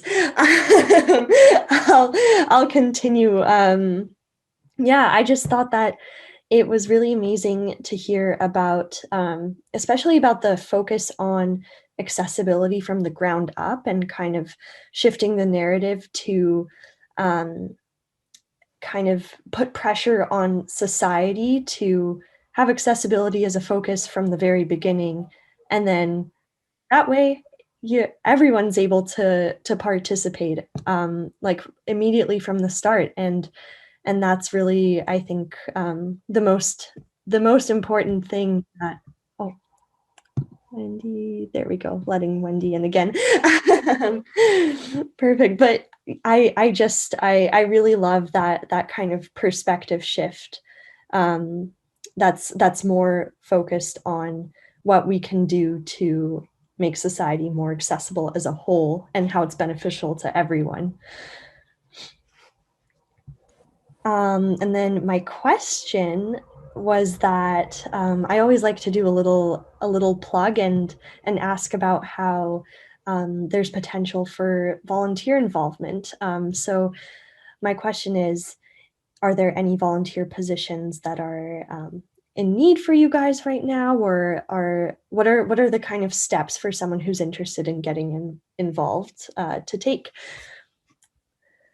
Absolutely. We rely on volunteers for our lived experiences, and because we want people who present, and only people that present on the disability that they live with. And so we do have volunteers that come with me. So usually there is 3 to 4 of us that will go to the schools and present on our own disabilities. We present on visible and invisible disabilities as well, because 1 out of 10 kids has a disability today, and lots of them can't be seen. So we are looking for volunteers always, so they can reach out to myself at peersupport@drcvictoria.com. And I can connect with them and talk with them and see if they would be a fit for our programs. We are also volunteers for our peer outreach program as well. They can connect with me at peer outreach at drcvictoria.com, and whichever they are interested in. But yeah, we are looking, and always will be looking, for people to present, because there are so many different disabilities out there.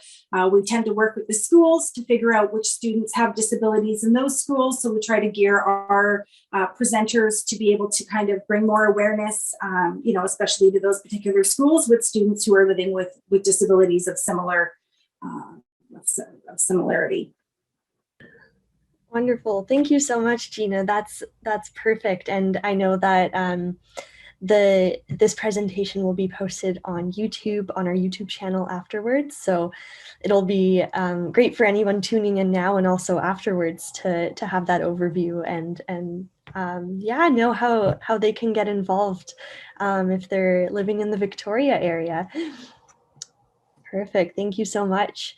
And let me just see if there are any other questions coming in. Christina, are there any questions on the YouTube live stream? Not on my end, yeah. On YouTube, there's no questions on this side. Perfect. Thank Wendy, you. Wendy, did you have anything else to add about either of our programs? No, you covered it, that I could hear. My apologies. My computer decided to freeze up twice, so I'm now on my phone and hope that this works. No, what I heard, Gina, I think you covered it really well. We're really excited about both of the new programs. I failed to mention our disability inclusion and awareness training program that that's currently in development, where we are intending to speak with employees working maybe in the customer service industry on how to work with patrons and clients and customers with disabilities. So that's in the works. Some more information can be found on our website as well. Awesome. Thank you so much, Wendy. Yeah, it looks like we're all good for questions on mine and Christina's front. Let me just confirm. Yeah, chat is looking all good. Perfect. Yeah. Thank you. I want to just say thank you so much for inviting us so that we could share with you and with everybody, you know, what we do at the Victoria Disability Resource Center. Thank you so much for taking the time out of your days to come and speak to us and our members. I know that the Disability Foundation, Connectra, and everyone attending the Roadshow, as well as people tuning in afterwards, really, really appreciate it. And I'm so glad to be able to connect with a team that has such similar values and can really, yeah, just kind of connect across British Columbia is something that's super, super cool that we've had a chance to do with these road shows. So thank you so much on behalf of myself and the Disability Foundation. Thank you for attending the Vancouver Island Virtual Roadshow presented by the Connectra Society. This event is sponsored by Capital Daily and Pattison Media's various Nanaimo radio stations. As a reminder, this event is being streamed and recorded to the Disability Foundation YouTube channel. Feel free to turn off your camera if you are not comfortable being recorded. For some quick housekeeping rules, please mute yourself during the presentation unless called on or instructed by the presenter. To ask a question, you can either type it into the chat box or unmute yourself at the end of the presentation. During this event, we have automatic closed captioning available. Please go to the bottom of the Zoom meeting, click Live Transcript, and then Show Subtitles to turn them on. Before we begin, we'd like to take a quick moment to let you know how you can join an opinion research panel made specifically for British Columbians living with disabilities. For 25 years, the Disability Foundation has been fostering meaningful experiences for Canadians with disabilities through outdoor recreation, social connectedness, innovative adaptive devices, and more. Today we are asking, how has the pandemic affected you? Help strengthen decision-makers' understanding of your needs and experiences by joining an online opinion research panel consisting solely of people with disabilities and their caregivers. Make a difference in your community today. The Disability Foundation. Reimagine what is possible. Awesome. And then with that, I'll hand it off to Eric. All right. So now I'm able to screen share, right? I believe so. So that's what I'm gonna do.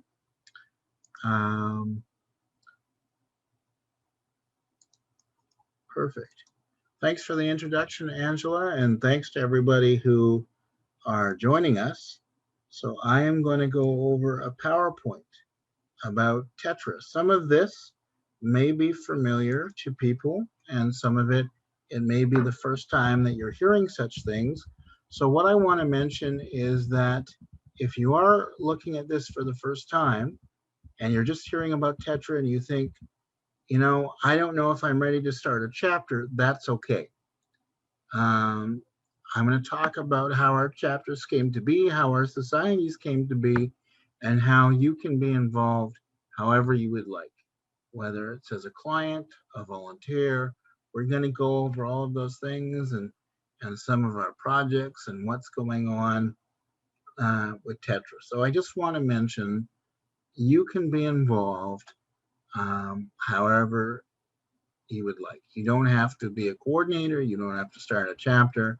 Any bit of being involved helps. And even if this is just for your information, and then you tell other people about it, that's also a great help. So Angela, just give me a thumbs up if you can see the PowerPoint.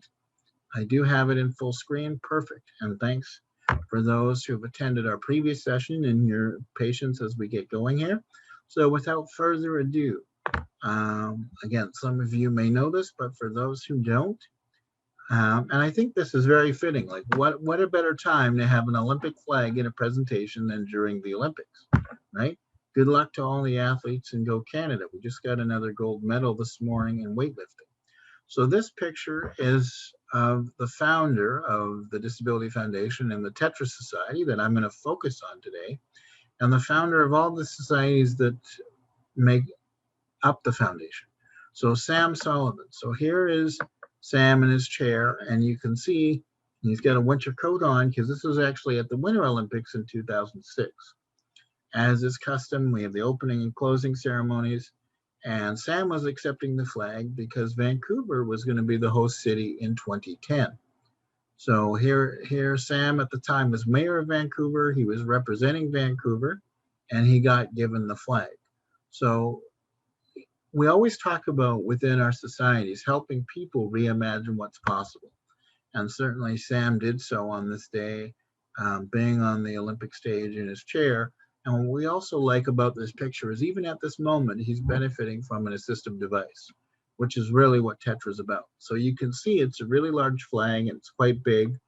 And having a spinal cord injury, sometimes you can't always make a fist. So the holder was specially designed so that the flag would lock into place. It almost fit, the flag fit into the holder almost like a post. So Sam was able to hold it and close the ceremonies without a hitch, a huge success. So again, Sam is the founder of the Disability Foundation. Here's the logo for the foundation. And then what is the vision? So I always say this to people, you our volunteers and people who help out and any of our members or clients, whatever term you prefer to use, you also can serve as the inspiration, as the empowering inspiration of what we do. But our vision, I'll just read it out, is to empower and inspire people with physical disabilities to reimagine what's possible. And the reason why we say physical is because that's our history, that's our background, and some of the programs you'd have more impact if you did have a mobility or physical challenge.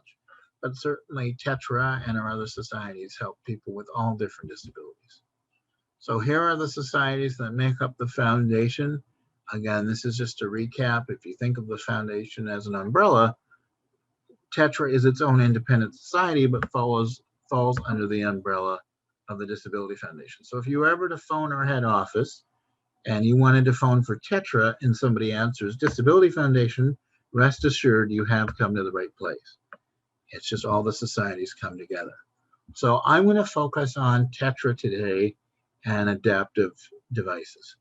And probably this was also talked about in the DIGA presentation, but what we really want to focus on is that people know that Tetra can help you for all aspects of daily living. So when you're thinking about starting a chapter, I like to say starting a chapter begins with one individual. And what happens is we have a coordinator, so they would be in the community, they would be here on the island. You know, in the past, we've had coordinators in Victoria. And so right now we try to service this area virtually. And so the coordinator would be there and they would be making presentations, doing outreach in the community. So that could be anybody. And then let's say the coordinator comes across somebody who says, I would like to garden, right? Victoria is known for its very nice weather and it's great to be out in the garden, out on the island. So then an individual with a disability, once you send in a request, what we would call a Tetra member, you now become a Tetra member, you send in your request. And so for the sake of this picture, let's say it's gardening. So your request could be for a modified gardening tool. So we have a coordinator, we have our clients, and then we have the volunteers that make the device. So quite often when we use the gardening tool, the handle is at the end of the tool, right? But with Tetra, everything is about customized devices. We build it to meet your needs. How can that work for you? So as you can see here, the handle's in the middle, the device slides up her arm, and it's bent at an angle that works for her. Every program that we have is client driven based on what our clients want to do and how independent you want to be. So if you're looking to start a chapter, if we have someone who's passionate to give back to their community and you have the coordinator and they connect with volunteers, and sometimes coordinators are also help out as volunteers as well, maybe with administration, or they're a technical volunteer and then they coordinate the chapter. So sometimes you do multiple roles, but once you have a coordinator and then we have a request, like for the gardening tool, and then our technically skilled volunteers, you have a Tetra chapter. So here again, when you think of Tetra, as it says, customized devices. So just for everybody's information, Tetra is a full-on registered nonprofit charity. So you may be wondering, as I go through, and if I'm asking for help from a client perspective, how much is this going to cost me? Well, we never like cost in any of our programs, Tetra included, to be a reason why somebody wouldn't participate. So the customized devices that are built and created, it's pay what you can. It's by donation, right? I know sometimes I've gone to concerts, or back, of course, pre-COVID or whatever, and you might give whatever you can. If you cannot, if you are not in a situation, or you're in a situation where monetary funds are tight, which is the case for many people, then our volunteers will make the device, and as a society, Tetra will cover the cost. So I want to emphasize that. The devices that we do make are around, we make them for around $500 or less. And again, our full name is Tetra Society of North America, because we do have representation in the States, in Columbus and Utah. And you might be wondering about the logo and how the name came to be. So Tetra is a Greek word meaning four. And of course, if you have a spinal cord injury and your four limbs, your two arms and your two legs are affected, you could be referred to as a tetraplegic. And so back to Sam for a moment. When he was recovering from his spinal cord injury and he was going through rehab, he wanted to create a discussion group, an open dialogue about how to remove barriers.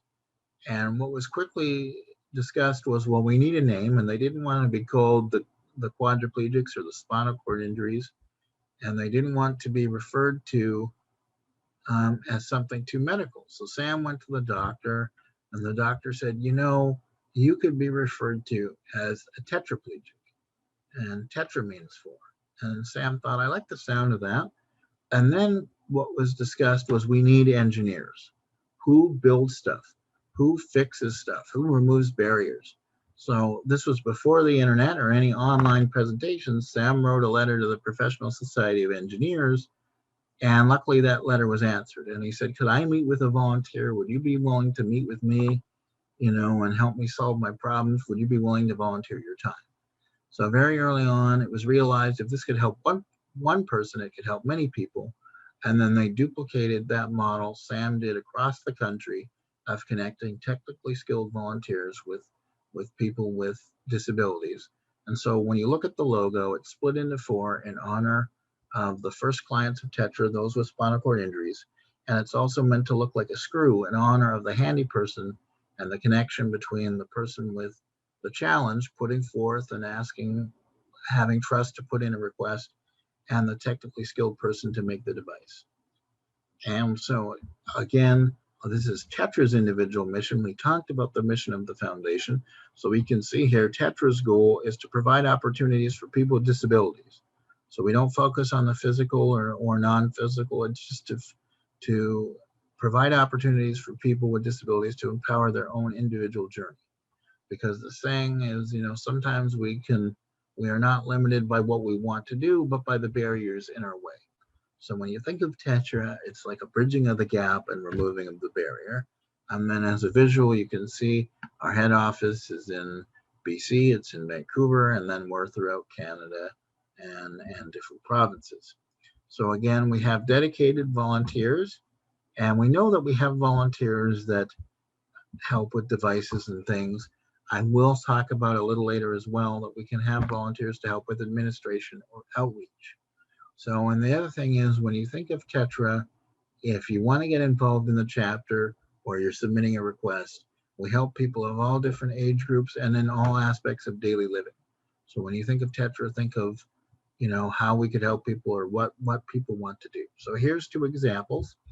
This first device here, this lady wanted to be able to, an easier way to get her food from her fridge to the table. So I know myself with my own disability, I could always use an extra hand. And sometimes it's a hassle to carry things on your lap. So this table, and this is a lot of what Tetra does, is the volunteers will either source out what's commercially available, and if it doesn't meet your needs, then we'll modify it.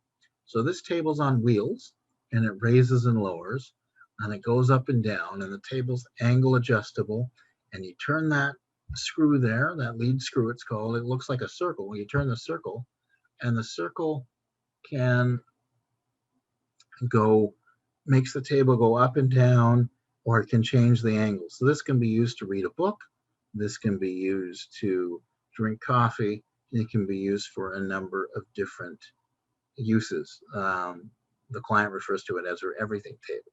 So, and then once the table has the food on it, then she can wheel it to her dining room table, and it raises and lowers, and all you have to do is slide the food on instead of lifting. Over on the right, we have a florist, and she has part of her body is not as mobile. She has a little bit of paralysis on one side of her body. So what was designed was a bouquet holder. And on top of the holder is holes, slots for the flowers. And as you can see, the holder is secure. It's at a sitting level. It grips onto a hard surface. And then you can use that, and she can arrange her flowers one-handed. Also, the Olympic tie-in, she arranged flower arrangements for athletes of the 2010 Paralympics using this device. Now, sometimes it can be really hard to think about, you know, what type of devices does Tetra take on? Or if you were looking to start a chapter, or you wanted to volunteer or submit a request, however that may be, and you wanted to think, what is Tetra? What does Tetra do? Please go to our website at www.tetrasociety.org.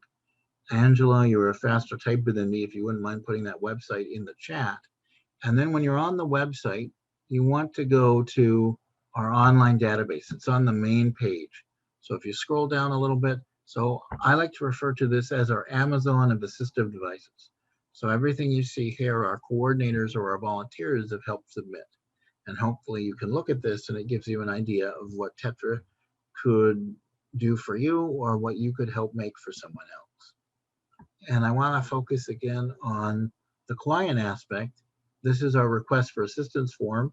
Again, if we go to the main page of the Tetra website that Angela is putting into the chat, at the very top of our homepage, you will see a button that says Ask for Help. When you are asking for help, you are coming to this form. And then you can fill this out, describing in your own words what your needs are. So you get to say, this is the help that I need. And then our volunteers will meet with people where it's convenient for them. So that's why we ask for the personal contact information, because if you want something made for your kitchen, it's beneficial if we're around and in the kitchen. I just wanted to pause for a moment. Angela, is there any questions at this point? Nope, I'm not seeing anything yet. Okay, perfect. I just wanted to make sure people have the opportunity to ask questions in the chat as we go along. I always like this picture because it's so relatable, right? We all need to communicate now more than ever. COVID taught us that we can communicate in different ways. And when you're wondering what the limit of Tetra is, well, we can't buy you a wheelchair. We're not a funding organization. We make the customized devices. We can't buy you a cell phone, but we can design something to help you hold a cell phone. Okay, so, and that's another thing that Tetra really tries to do.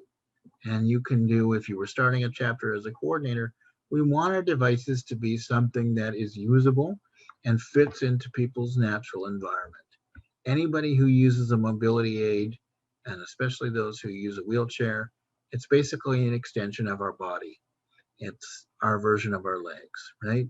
So a lot of the devices that are created are meant to blend into your chair or wherever your living environment may be. It may be a walker, it may be using a cane, it may be lying down, but we can make devices that work with your ability and your day-to-day routine. So here we have people ask me how, what kind of projects, what kind of requests come in and how have Tetra requests changed. So another thing, if you were to start a chapter, we want to handle the requests of our members of that community. So one of the things that has happened, which has been a real positive, is we have received more more requests for assistance for cribs and to help parents and things like that. So if I do have a video of this that I am going to show later, I believe, and I'll just make sure before I show it that the audio is coming on, because I know you can hear me, but we'll see. I might go back into screen sharing just to make sure the audio is on. Here's a bigger picture for those who had trouble seeing the device we were talking about earlier, the modified table. And then, of course, we make, again, projects for all ages. And if you're thinking of getting involved with Tetra, it doesn't have to be a complicated device. This is an upside-down coat hanger. So it was difficult for this boy to hold the recorder with both hands. And then what the volunteer did is he got some copper tubing and he put that around the holes of the recorder, with a cover, so that when he pressed down on the cover, it would cover the holes of the recorder and he could play in his music class like everybody else. Now, one thing I do really want to mention is we are thankful for students.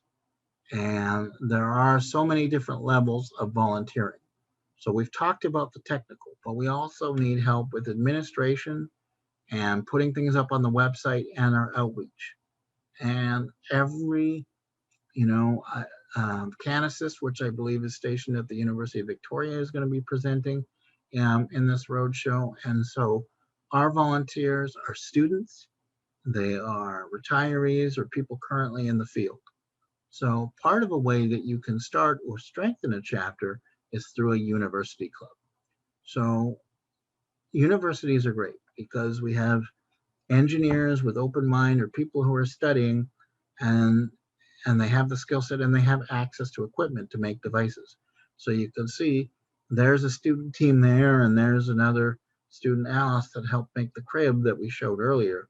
So a student club, like any other club, if you wanted to start a Tetra club on campus, you would want to find out at your university, if you didn't know already, what are the steps that it takes to make a club. I know here in Vancouver, one of my favorite days at UBC is in early September because they have a club day. And there's all kinds of clubs. There could be an outdoor club, a nature club, football team, whatever. And you can certainly have a Tetra club.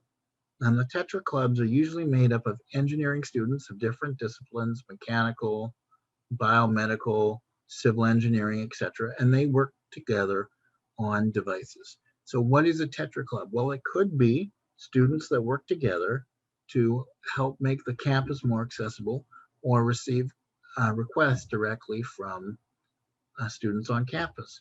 Or students also join regular Tetra meetings. We've been having meetings on Zoom. Every established chapter does have a meeting where the volunteers connect and we discuss ongoing projects. And students that are part of the club, they can decide the projects that they want to work on or fits their club skill set, and they can be mentored like we see with the crib project from a more experienced or veteran volunteer. So aside from, just for everybody's education. Aside from the technically skilled devices and the customized devices, we have Tetra gear. So as you can see on screen, we were getting so many requests. Like right now, it's hard to believe, right? It's so hot and so hot, sunny, but when the sun goes down, as many people who are using mobility aids will tell you, it can be hazardous with drivers because they're used to seeing people in an upright position. And so for myself, to share my own story, I had the right of way and I was in my chair and the pedestrian crossing was on and somebody hit me when I was going through the crossing. They tipped over my chair and they felt really bad about it. And I was fortunate that I wasn't hurt worse. This was years ago. But the number one thing that was said was, I didn't see you. Now, I had what I thought was reflective enough strips and clothing, but our volunteers developed Tetra gear. So this runs on a lithium battery and it's rechargeable. And this is another aspect of Tetra as well. And we are still selling these. Any proceeds from the lights go back into Tetra itself. This is another aspect of Tetra that our volunteers have helped build. And you can view them all at tetragear.com. We do have different types, and hopefully you can tell in the pictures it's not just meant for wheelchairs or scooters.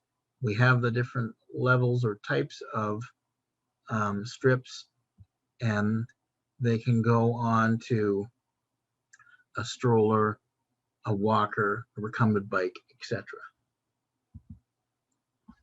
And then I just want to, now I'm going to hit play and just give me a thumbs up if you can hear this. Otherwise, I will stop screen sharing for a moment and then select the sound, okay?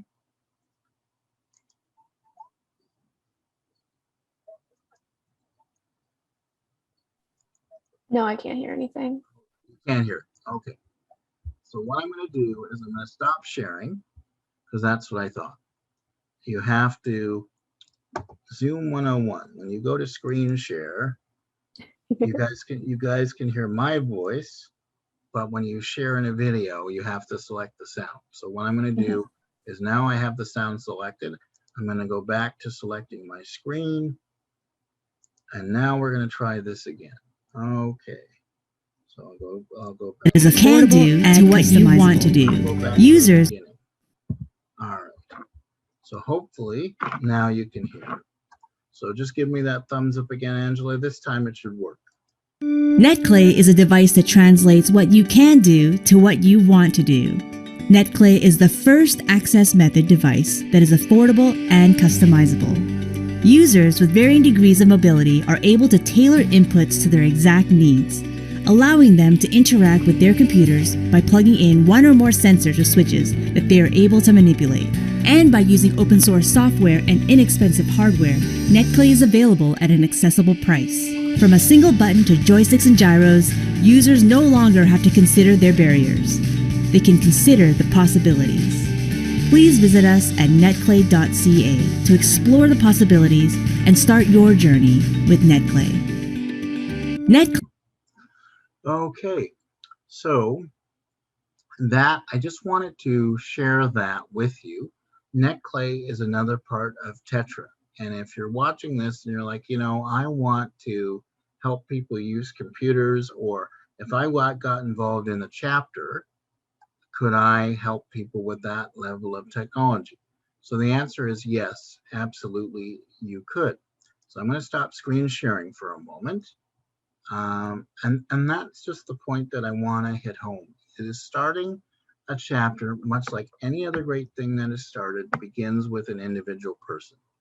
And you would be supported by head office as well.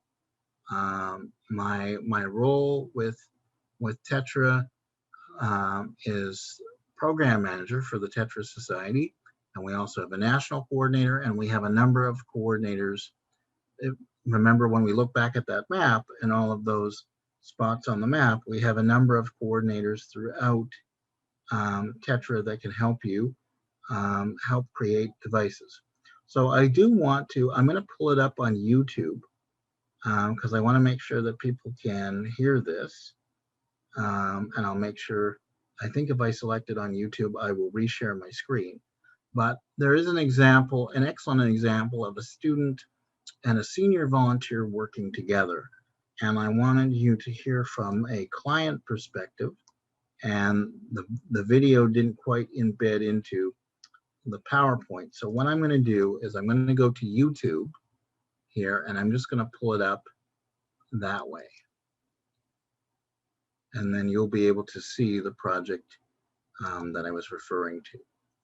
Okay.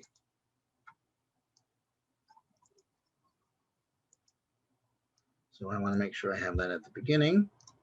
And then I want to, so now if I go back into Zoom, I go to screen share. Okay, we still have the share sound on, so that's good. And I want to share, I'm going to go to this one here. And we're going to go full screen. So now, Angela, just give me a thumbs up when you see and you can hear things. So this is, we saw the picture of the crib project earlier, and this is a video about it from the client and volunteer perspective. And you will see how the volunteers make the devices and how they work together. I applied to Tetra initially because my son was gaining a pound a week for a little while.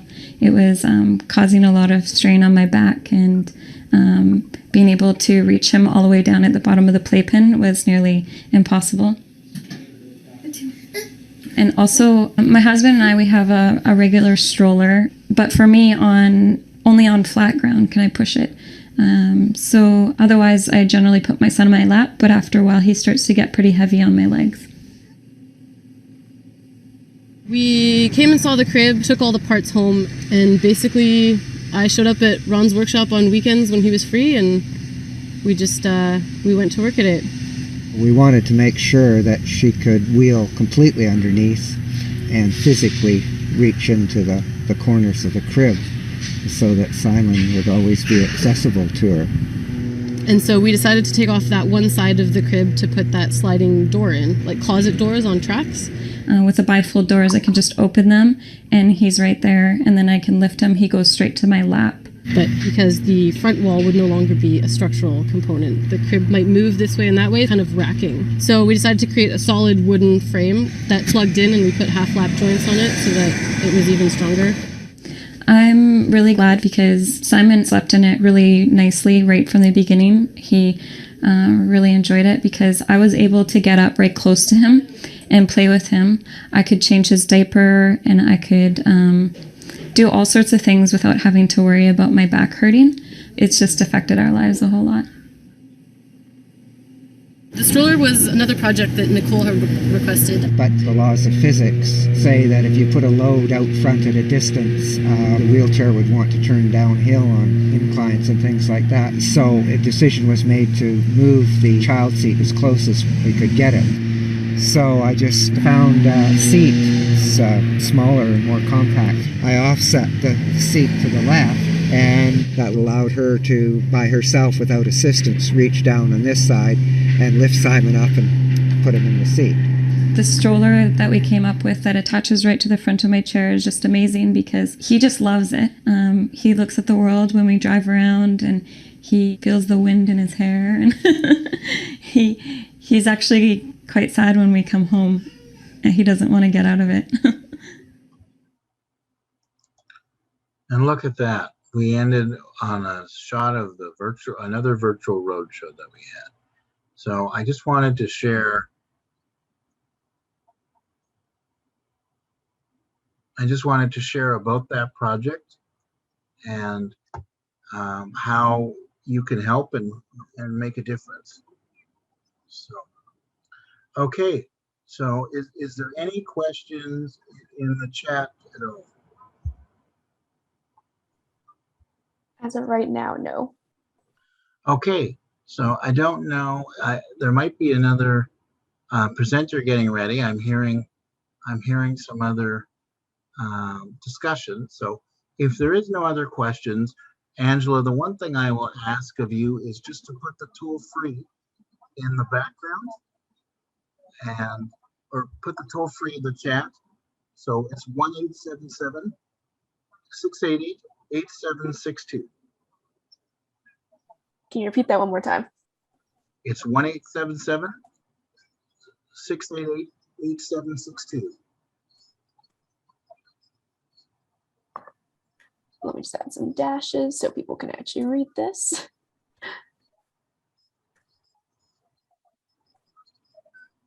Awesome.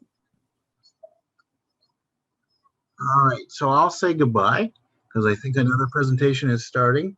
And thanks to everyone who tuned in on how to start a Tetra chapter.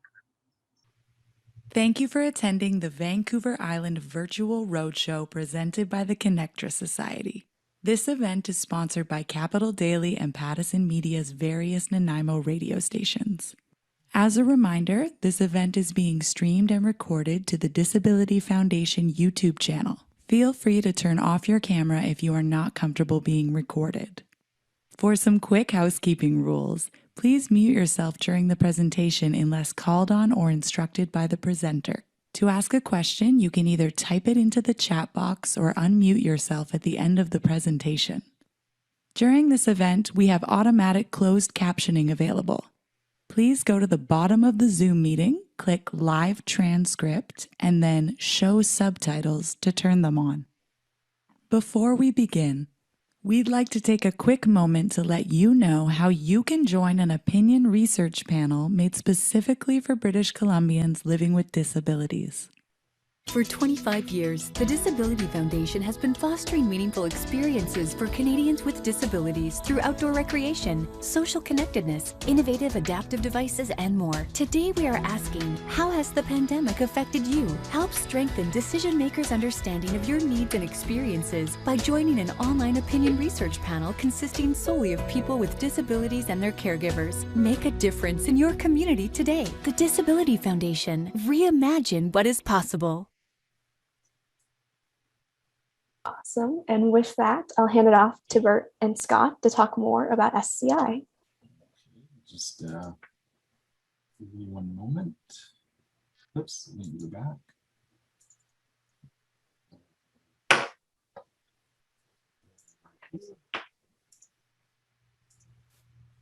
Well, am I up and running? Perfect. Thank you so much. I want to thank Connectra Society for inviting us. It's really exciting to be part of the Roadshow. I know it's on all week and I hope everybody's enjoying it. I'm coming to you live from Parksville on the island, and my name is Bert Abbott. I'm the peer program coordinator for Spinal Cord Injury BC, and I'm also an information resources specialist on our 1-800-INFO line, which we'll talk about later. I'd like to introduce you to my coworker, Scott, who happens to be the first person I met about 22 years ago at Spinal Cord Injury BC. So I'll let him introduce himself. And I'm Scott Heron. I'm coming to you live from Victoria and South Vancouver Island, Spinal Cord Injury BC, and I'm the peer support specialist for South Vancouver Island. And I've been that for over 32 years now. And our mission is to help people with spinal cord injuries to adapt, adapt, and thrive after a spinal cord. And it's one of the things that we work hard. People start off injured in a hospital, and we kind of work with them through the whole continuum of their recovery. We start with people, as Bert said, right at the beginning of their injury. And one of the big misnomers about spinal cord injury is many people think that the spinal cord, when you have a spinal cord injury, is completely severed. And that's that's very, very rarely true. The spinal cord can either be pinched, kinked, or twisted, and that can cause a spinal cord injury. In the top left of the screen, you can see an MRI photo of a spinal cord injury, which would result in either an incomplete or complete injury. We're really involved with an individual right from the very beginning. Bert, can you go to the next slide? So our services cover the full spectrum of rehabilitation, from the time of injury, what we call the pre-hospitalized stage, to the acute care, acute rehabilitation. So acute care, when a person's injured here in BC, they're sent to the ASCIU, which is the acute spinal cord injury unit at Vancouver General Hospital. And then they head over to GF Strong, which is the rehabilitation hospital in Vancouver, where they go through their formal rehab. Once they're discharged into the community, it's lifelong rehabilitation after that. And we're involved right from the first step. So at the very beginning in acute care, there's peer and family orientation. There's peer visits right to the hospital bedside.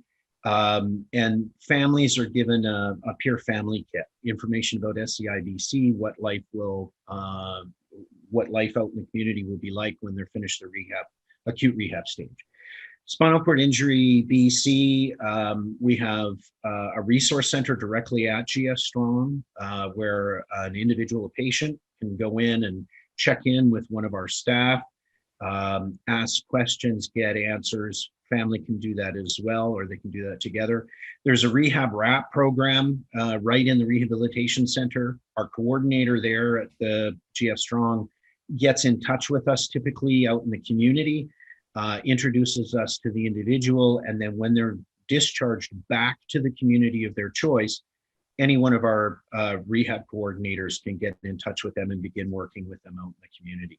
So really our resources start right at the very beginning and go all the way through. Next slide, Bert. So hopefully we won't leave anybody hanging. Bert, you want to take over? Yeah, we try to be the go-to place for information and support services. And we kind of know what's going on out there. And this is when our Prince George team went bungee jumping one year.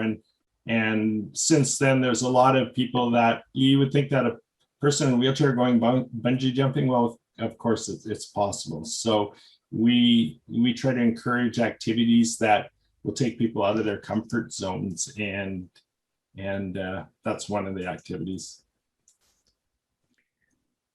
As I mentioned earlier, there's certain things that people think about when you have a spinal cord injury and you're in a wheelchair. Most people think, well, you're just not able to use your legs. You're not able to walk. Well, spinal cord injury is much, much more than that. It affects all of the systems that are in your body. Not being able to walk or functionally use the muscles below the level of your injury is one thing. But there's other things like cardiovascular difficulty, breathing. If you're injured high enough, your diaphragm is affected, your lungs may be affected. As I said, cardiovascular system.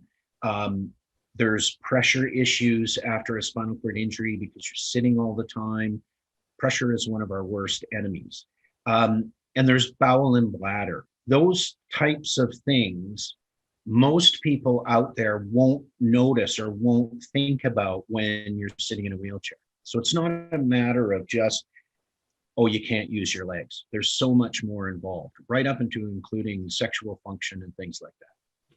Bert, next slide. So why spinal cord injury? The spinal cord injury is the most serious injury a human being could sustain and survive. It's a low incidence, but the cost to individual, family, and the healthcare system is really hard. And peer support, what we do with our peer support programs is we help people to move out of the rehab and learn skills and things that they can do so that they can, prosper in life and get back in and doing a normal thing. It's a permanent disability. It somewhat that being able to find access to information can be really hard because it's a small injury. So with Spinal Cord Injury BC, we have specialists that can help them find the information they need, and some of the health cares, as well as we're peers, and most of our counselors are spinal cord injured and in wheelchairs, and we've lived that before. There's many conditions that are related that Spinal Cord Injury BC deals with, such as spina bifida muscular dystrophy and MS. And we're welcoming to everybody. We're called Spinal Cord Injury BC because that's kind of the core of it, but we're also welcoming. And we're also welcoming to family members, because when somebody gets injured, it's not just the injured party that suffers, it's the whole family or the whole unit that's impacted by an injury. Okay. So this slide, basically, it shows just some numbers across the country for spinal cord injury. People living with spinal cord injury in Canada, the most up-to-date information we have, I think, is 86,000 people across Canada have spinal cord injuries. And it's projected to be much higher than that come 2030. There's estimated annual economic cost of new traumatic spinal cord injury in Canada is $3.6 billion. We work with individuals with traumatic spinal cord injuries and non-traumatic spinal cord injuries. Now, traumatic spinal cord injuries, everybody would probably know. Motor vehicle accidents, including motorcycles, falls, diving accidents, sports accidents, mountain biking, cycling, those kinds of things, and other types of traumatic causes.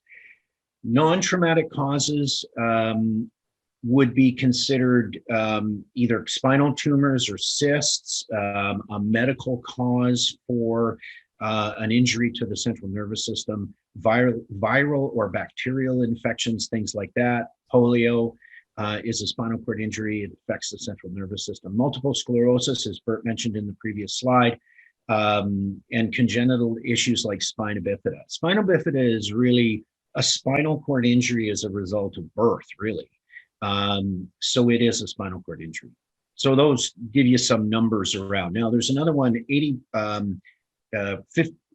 sorry, I can't see that part of the slide. 80% of the people with spinal cord injury are men. Typically in the past, because men were involved in more extreme type sports, we're seeing those numbers starting to catch up, where women are becoming a larger population within the spinal cord injury community because it's equal opportunity. Everybody gets engaged in more extreme sports. Bert, next one. Oh, and the other thing to point out that we've noticed that when I first started 22 years ago, the average age of somebody that was spinal cord injury was 18 to 35. And now we're seeing, because of the non-traumatic tumors and cysts and that we're seeing that an increase of people over 65. So it's changed a little bit. And one other thing I could add is there was a lot of our people that were injured earlier in my career were loggers and fishermen, and there's not as many as those. The other factor that's kind of interesting is we had quite a few people that were with from car accidents, which is still one of the leading causes of injury. But what with the everybody having to wear a seatbelt now and airbags, that's cut down the number of really traumatic injuries involved with cars. Not to say that they don't happen, but it's not as frequent as before. So, as I mentioned before, we help people with spinal cord injuries to adjust, adapt, and thrive as they deal through a new injury. And we have two basic programs, but a third one that's kind of in the middle. So we have our peer support program, which members helping members through shared and community experiences. We have peer event groups and peer events that help people connect to each other. We have Zooms that are either educational or just social. And we have peer coordinators that are paid. And we have some specialists like Scott and Heather, as well as we have peer mentors and participants. And like I mentioned earlier, most of our frontline staff are in wheelchairs and suffered spinal cord injuries themselves. And so because of COVID, we were forced to take all of our outdoor activities. And for the last year and a half, we've had a full calendar that people can go to for Zoom, whether it's coffee groups or the education or cooking with Dan. There's a boxing, so people in wheelchairs can box, exercise with Scotty and Marnie on the weekend. And there's a book club and trivia night and a bunch of other things like that, just so that people have things to do. And it was so successful that even though we're going back into live and things again, we're going to maintain our Zoom presence because It's for people that are shut in or people that live in a community where they can't, where transportation is an issue. So we're trying to be a dynamic organization that's meeting the needs of everybody. We have a great communications team that's constantly sharing information on our Twitter sites and Facebook and the normal things, and then going into some newer ways of doing it for community building. And we have our websites are full. We have our main website. We have a social media. We have a bunch of other stuff like that, and we have our quarterly spin magazine, which is an incredible magazine, and it goes out to all our members and more throughout the province. And we have a management staff working with groups that are led by our executive office, and it's really important. The other main service that we have is our resource center, and our resource center is two of us and Scott, three of us actually, that we answer a 1-800-INFO line, and anybody can call. It's open to. We get calls from people wanting to move to Canada from other countries, to somebody wanting to know where to get a hotel, to issues, where do I go for bladder? So through the info line, the 1-800 number, people can call in. And then on our website, we have our information database. And there's over 800 items in that database, mostly spinal cord injury related. But again, you can find a list of accessible hotels in Vancouver, or you can find something about pressure sores and how to treat pressure sores. We also have an online swap and shop for wheelchair equipment and things like that. Online resources that we have an accessible housing listing, and we have an accessible housing website through our marketplace. We have a marketplace. I have to say that housing is one of our number one requests. Always, there's people looking for accessible housing, and unfortunately, the resources it's pretty hard. Even to find an able body to find a house is hard right now. And then we have also included in there an accessible employment. So if you are looking for a job that's accessible, you can check that out. And again, we have Scott, Heather, and myself are the information services agents. Heather, we have is an information specialist, and she is amazing. So you can talk to either one of us as well. And I'll move on to the next one.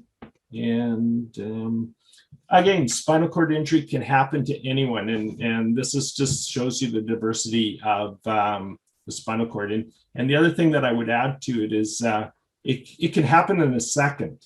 The simplest thing, from slipping on the grass and landing the wrong way, to a car accident, to falling off a deck, falling out of a tree.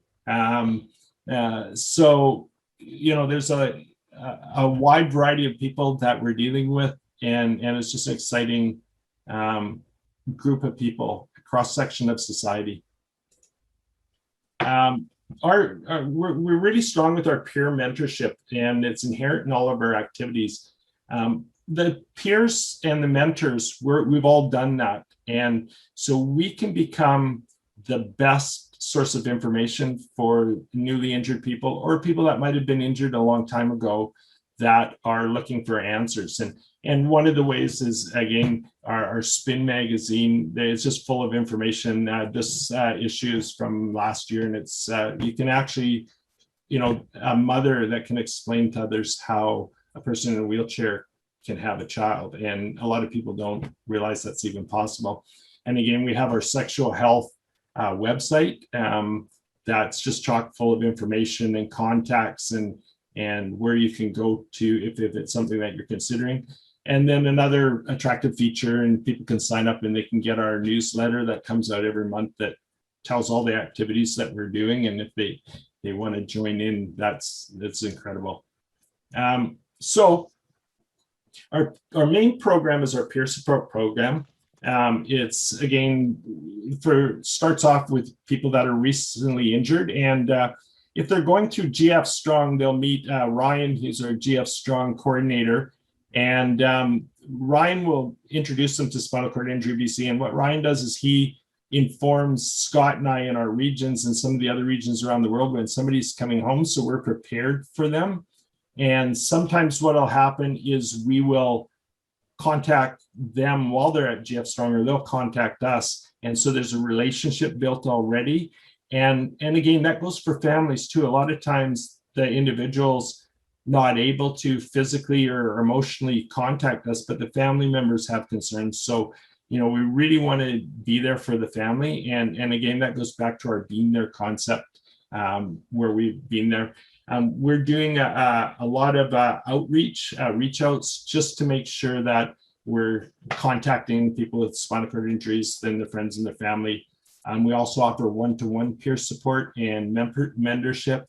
And we don't have the equipment one at the bottom. I forgot to take that out. So the resource center, I think I explained that a little bit before, but that's that handsome guy in the picture is myself. So they use me. And so we have on-site resource centers throughout the province. We have one in Victoria, one in Vancouver, and one in Prince George, as well as the GF Strong resource. Our online center has 13,000 plus resources, guides for accessible housing, travel, recreation, adaptive equipment.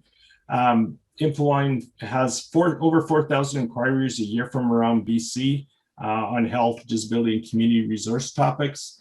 And our Reach Out virtual peer program, online peer and support groups for isolated people, is also processed through this program. Okay, so throughout BC, we have 30 staff, 20.6% are full-time. Our staff has disabilities, the resource center in GF Strong, Prince George, and Victoria. Sorry, I repeated that.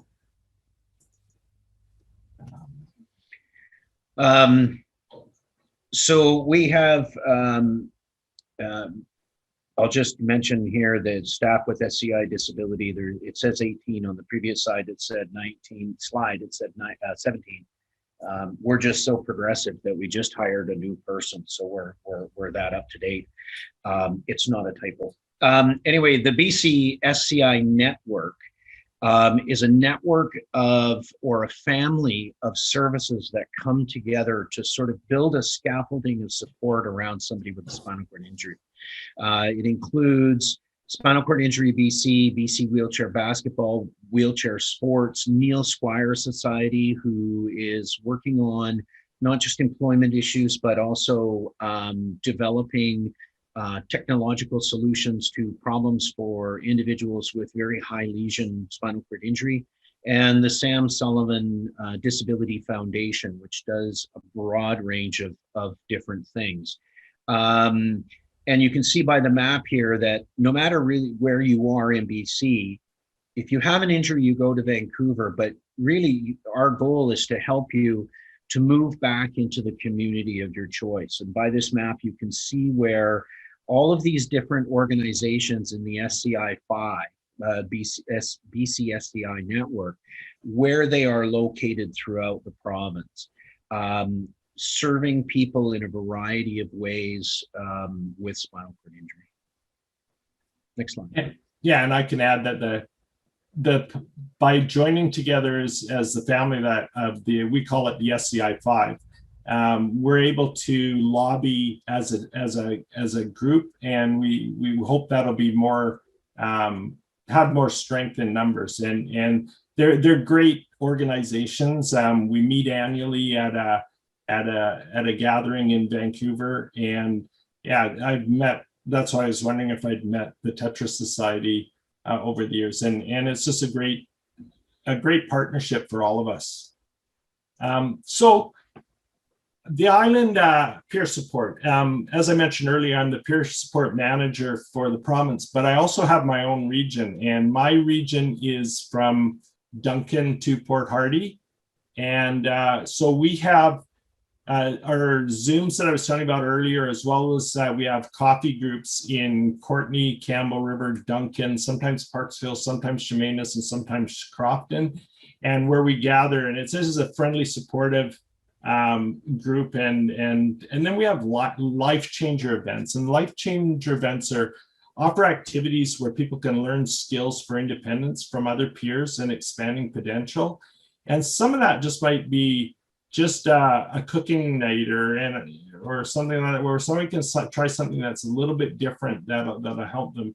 And just like I say, this is my good friend Mark with Emily, and it's just we've known him. He was 15 years old when I first started working with him, and now he's 30. They just had their second child, so I'm always proud of him to see how well he's come. And again, the Mid-Island Peer Support Group, 2 staff in Nanaimo, myself and the Information Resources Office. We usually get 30 inquiries a month to the info line from Mid-Island people, and sometimes from family physicians, clinicians, and doctors. We had 117 participants in 2019 at our events. And again, we've tried to put the little map in there to show where it is. And it's quite a big region, and there's people that are already spread out, and we try to include them all. Just some of the events we had just before COVID, we had our annual summer barbecue at Divers Lake, which I think we had 80 people. We had a hand cycling demo day, and a couple of them. And so there's a few people that are really enjoying hand cycling in Nanaimo. We had an adapted cooking workshop in Nanaimo, and I'm not a tofu fan at all, but we cooked this marinated fried tofu on zucchini spaghetti. There's a machine that you put the spaghetti in and you twist it and it comes out spaghetti on the other end. And it was actually really good, but don't tell anybody that I said that, because I tell everybody that I hate tofu. So, but I didn't eat much, and it was really filling. So yeah, it was really good. We learned a real lot, and it was great. Again, we have one of the things that we hold is an annual Christmas party, and the main reason for it is a lot of people don't get to go out and eat, or if they're out and they're maybe McDonald's is a splurge for them, and a lot of people are isolated. And a lot of people don't have family at Christmas time that they can go share with. And so it just seems like the logical time to do it. We put it on every year for the last 10 years, and it's just a great turnout. And we provide a little bit of entertainment. And again, we were 80 plus people that attend, of all walks of life, and the families are all invited too. So it's a great opportunity for somebody to invite, even a friend. Like some of the people we say, bring somebody with you. And so through this, there's a lot of engagement, and we try every year to mix the tables up so they meet new people. And it's also a great way for somebody that's newly injured, newly to the community, to come out and engage with the other peers that are in our community. And we did adaptive paddling up on Westwood Lake, which was really, really fun. Scott. So in the South Island, many of the services are fairly similar. Here, we have one full-time peer support coordinator. That's me. I have a degree in social work. So as Bert mentioned previously, our goal is really to come alongside individuals and help them to adapt, adjust, and thrive after an injury. We have a resource center here in Victoria. It's at the Victoria Disability Resource Center. I rent office space from there. People can come in, get information, speak with me, and gain resources from not just us, but the Victoria Disability Resource Center. We have events and activities, and I'll go through some of those in a little bit more detail coming up. But we have our coffee groups, which is our Been There. That's sort of a play on we're been there, done that, and because we're having coffee, it's Been There. And I do 4 regular coffee groups. We have an aneurysm and stroke group we've expanded into. It's a very popular, very good group. A women's only group. We have a peer coffee drop-in, and then we have a 50+ group as well. Because Victoria is a large urban center, our hospitals here now for particularly non-traumatic causes of spinal cord injury, people with non-traumatic causes of spinal cord injury stay in Victoria for the acute phase and the rehab phase. So I go into the hospitals and meet with the individuals right at bedside, right through the whole process. I'm there once a week, providing support and information to people. As Bert mentioned before, we have our online events. Once we were locked down with COVID back in March, we very quickly turned all of our groups that met in person into online events, and we've expanded the number of offerings that we have. And I also help to look after our information line 1 day a week, and we take calls and emails from people all around the world, really. And we've actually had people from all over Canada and the US coming into some of our peer groups. You go onto our online events page and our events calendar, and you can look there and just click in and join any group you'd like to. Next slide, Bert. Yeah, if I could just add to that, Sure. One of the Zoom groups, we had a gentleman drop in from Uganda for a while, and he was interested in, he saw something about quadriplegic wheelchair rugby. I don't know if you guys are aware of that. And it was actually the Kelowna and Okanagan group, and I actually helped them set it up, and they now have a wheelchair rugby team in Uganda. So I believe it was Uganda. So that's pretty interesting. So we're a wide-reaching organization. So as I mentioned, we do events here in Victoria. We put together events. We have a Pier Fishing on the Pier event that I hold every summer. There's 6 to 8 different times that, go back, please. Sorry, Scott. We put it together on an accessible fishing dock or pier at the back of Elk Lake. And we invite people to come out. I have all the rods, I have all the equipment, I have some experience in fishing. That's me with my daughter Michaela there with holding the fish. So sometimes I know what I'm doing. Anyway, my son, who's up in the top left picture in the blue shirt and the hat, and he's also down in the bottom right helping to net a fish there with one of our members. It's a great event. Gets people out doing something that they may not have done before, and I teach them how to fish. Next slide. So we have another event called Hockey Night in Victoria. So we do this twice a year. Our first Hockey Night in Victoria event in November, we buy tickets for 40 individuals and their spouses. Good friend Gordon up in the right-hand side with his wife Linda and myself, we buy tickets to the game, and then we also provide them with just an amazing buffet dinner. There's a buffet restaurant inside the Save on Foods Memorial Arena. So we provide dinner and a hockey game. And then at the beginning of the next year, usually so this one is now in November, and around February, we invite people to come out to watch a hockey game. There's no dinner involved in that one, but we want people to be able to get out and enjoy the community, enjoy what's available. And that's how we're trying to help people do that. Next. We also had a cooking workshop, brought a few individuals together, and basically showed them different techniques for preparing food, and introduced them to a brand new cuisine. Unlike Bert, who's a chef, but I can't remember the dish we actually made, but it was a great night, lots of fun. Next slide. And we have Victoria Adapted Paddling. We use an organization called Power to Be here in Victoria. They provide the support and the kayaks and the equipment, and we invite people who are members of Spinal Cord Injury BC to come out for a day of kayaking, usually twice a year, once in July, once in September, and just have a great time out on the water. Next slide. Oh, and I should just mention too, we have other events in Victoria as well. There's another event, we don't have any pictures for that here yet. but it's a sunset dinner cruise, and we work with BC Ferries. They have an amazing Pacific buffet on the ferries, and we actually have a group of peers from Victoria, couples, and about 13 couples.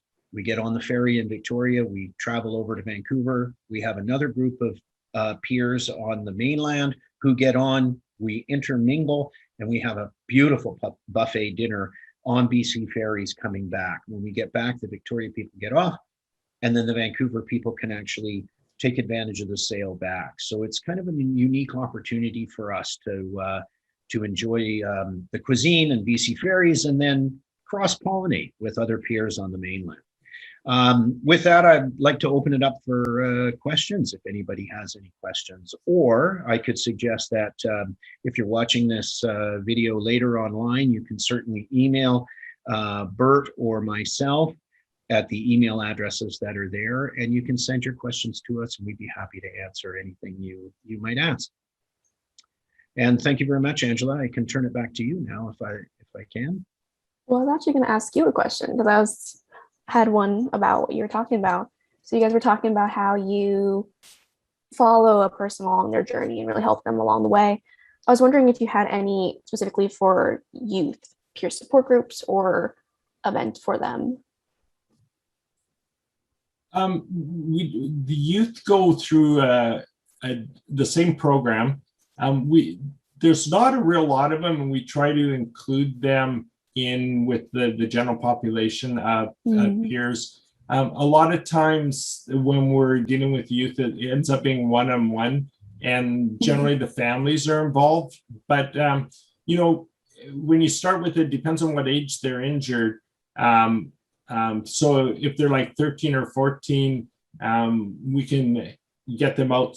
You know, a lot of times, again, with the population, we've had whole families we involve, so they can come out kayaking or hand cycling, or they all attend the Christmas parties, and then through our membership with the SCI-5, we've had a lot. I know in my region, a lot of the younger kids have joined wheelchair soccer, and power wheelchair soccer or wheelchair basketball, and Nanaimo has a junior program for each of those, so we can sort of help that. We haven't done it for a few years, but we used to. When there was a young person that was newly injured, we would go to their school and give a presentation so that their classmates would find them more exciting. And generally what we used to do is we'd take a couple wheelchair basketball chairs with us, and somehow that would make the child look like a star and become actually, some cases, popular with their classmates.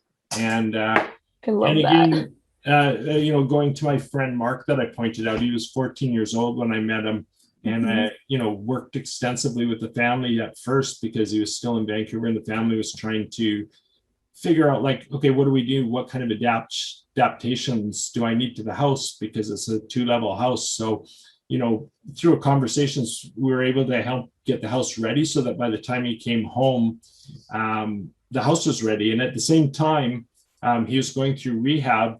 The school contacted us and wanted to know, you know, what kind of adaptations do we need for the child? And so we kind of discussed table heights and doors and how he was going to get to school. What is, you know, he may not be able to do the actual gym program, but because he enrolled in the wheelchair basketball through BC Wheelchair Basketball Sports, because of that, he was able to get all through school. He played through to grade 12. He was able to get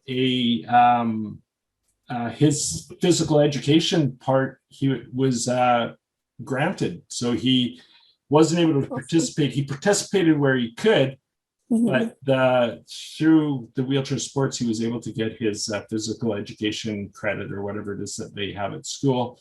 And then when he went to university, we have some scholarships and grants through the I'm sorry, I can't say it. Oregon.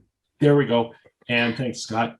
And he was able to get a grant and go to school. And now he's, you know, like I say, he's working and doing a great job. And there's a young lady that went through sort of the same process. She didn't like wheelchair basketball, but we were able to get her into the music program at her school. And because you can play flute or tuba or whatever when you're sitting, I think she was clarinet, and again, graduated and then helped her through university and the job, kind of sport. But at the same time, the parents go through so much. I remember, Scott probably can relate, spending a lot of time on the phone with the parents or family members. And that's not just for youth. That's 50-year-old man gets injured and his wife has to look at him in, intensive care. And who does she reach out to? Well, she'll reach out to us and we'll just talk to her, as many times, sometimes it's 5 days in a row that she'll call and she's got a question, or it could be the other way again, the father or the son or the child that, they're going through the traumatic experience as well. And so, if we can make it easier on them, it's. And I just want to jump in a little bit, Angela. I was injured at 19 years of age. And as I said, I've been, after graduating from university, I've been with SCI-BC, previously known as the BC Paraplegic Association, for 32 years now. When I was first injured, I met somebody at university. They saw that I was on crutches at that time, and they said, "Hey, have you ever participated in wheelchair sports?" "No, I don't even have a wheelchair. What are you talking about?" "Well, come on out. We have extra wheelchairs." So I got introduced. I didn't know anything about Paraplegic Association. I didn't have any experience with other individuals with disabilities at all. And I started in wheelchair sports, and that began my more than 20-year career as a competitive wheelchair sports person. So when I meet somebody, going back to your question, when I meet somebody who's young, a young person, it's the journey that I took through, and wheelchair sports, participation in wheelchair sports, really, it saved my life. And so I try to get young people involved in wheelchair sports as quickly as I can, whether it's wheelchair basketball, tennis, quad rugby, anything like that. We have a quad rugby team here in Victoria, basketball team. We've got lots of tennis that's going on. I used to be a competitor in racquetball. That isn't going on as much anymore. But anyway, so that's kind of the journey that we go through. But one of the things that's important is that we'll get involved with somebody, or I'll get involved with somebody right at the time of injury. And I'll usually be, say, once a week, once a month, every couple of weeks, whatever it is, and then begin to back off a little bit. And then the person can then get in touch with us when they have a question or have need of something. So it's intensive at first and then sort of backs off once the person's integrated into the community. And so wheelchair sports is really a great way to go. And as Bert mentioned, it's all part of our SCI-5. Yeah. Yeah, and there's, and there's the other side of it. Sometimes people, we don't connect, to be frank, we don't connect with everybody. There's people that go through the intensive care and they go through rehab and they just haven't figured it out. They're not ready for talking to anybody, or they don't want to. And there's a lot of people that are in denial or whatever the case may be, depression, and they'll disappear. And then 5 or 6, 7 years out, a family member will call us and say, "Look, my brother was injured 5 or 10 years ago. He seems to be lost. Can you give him a call?"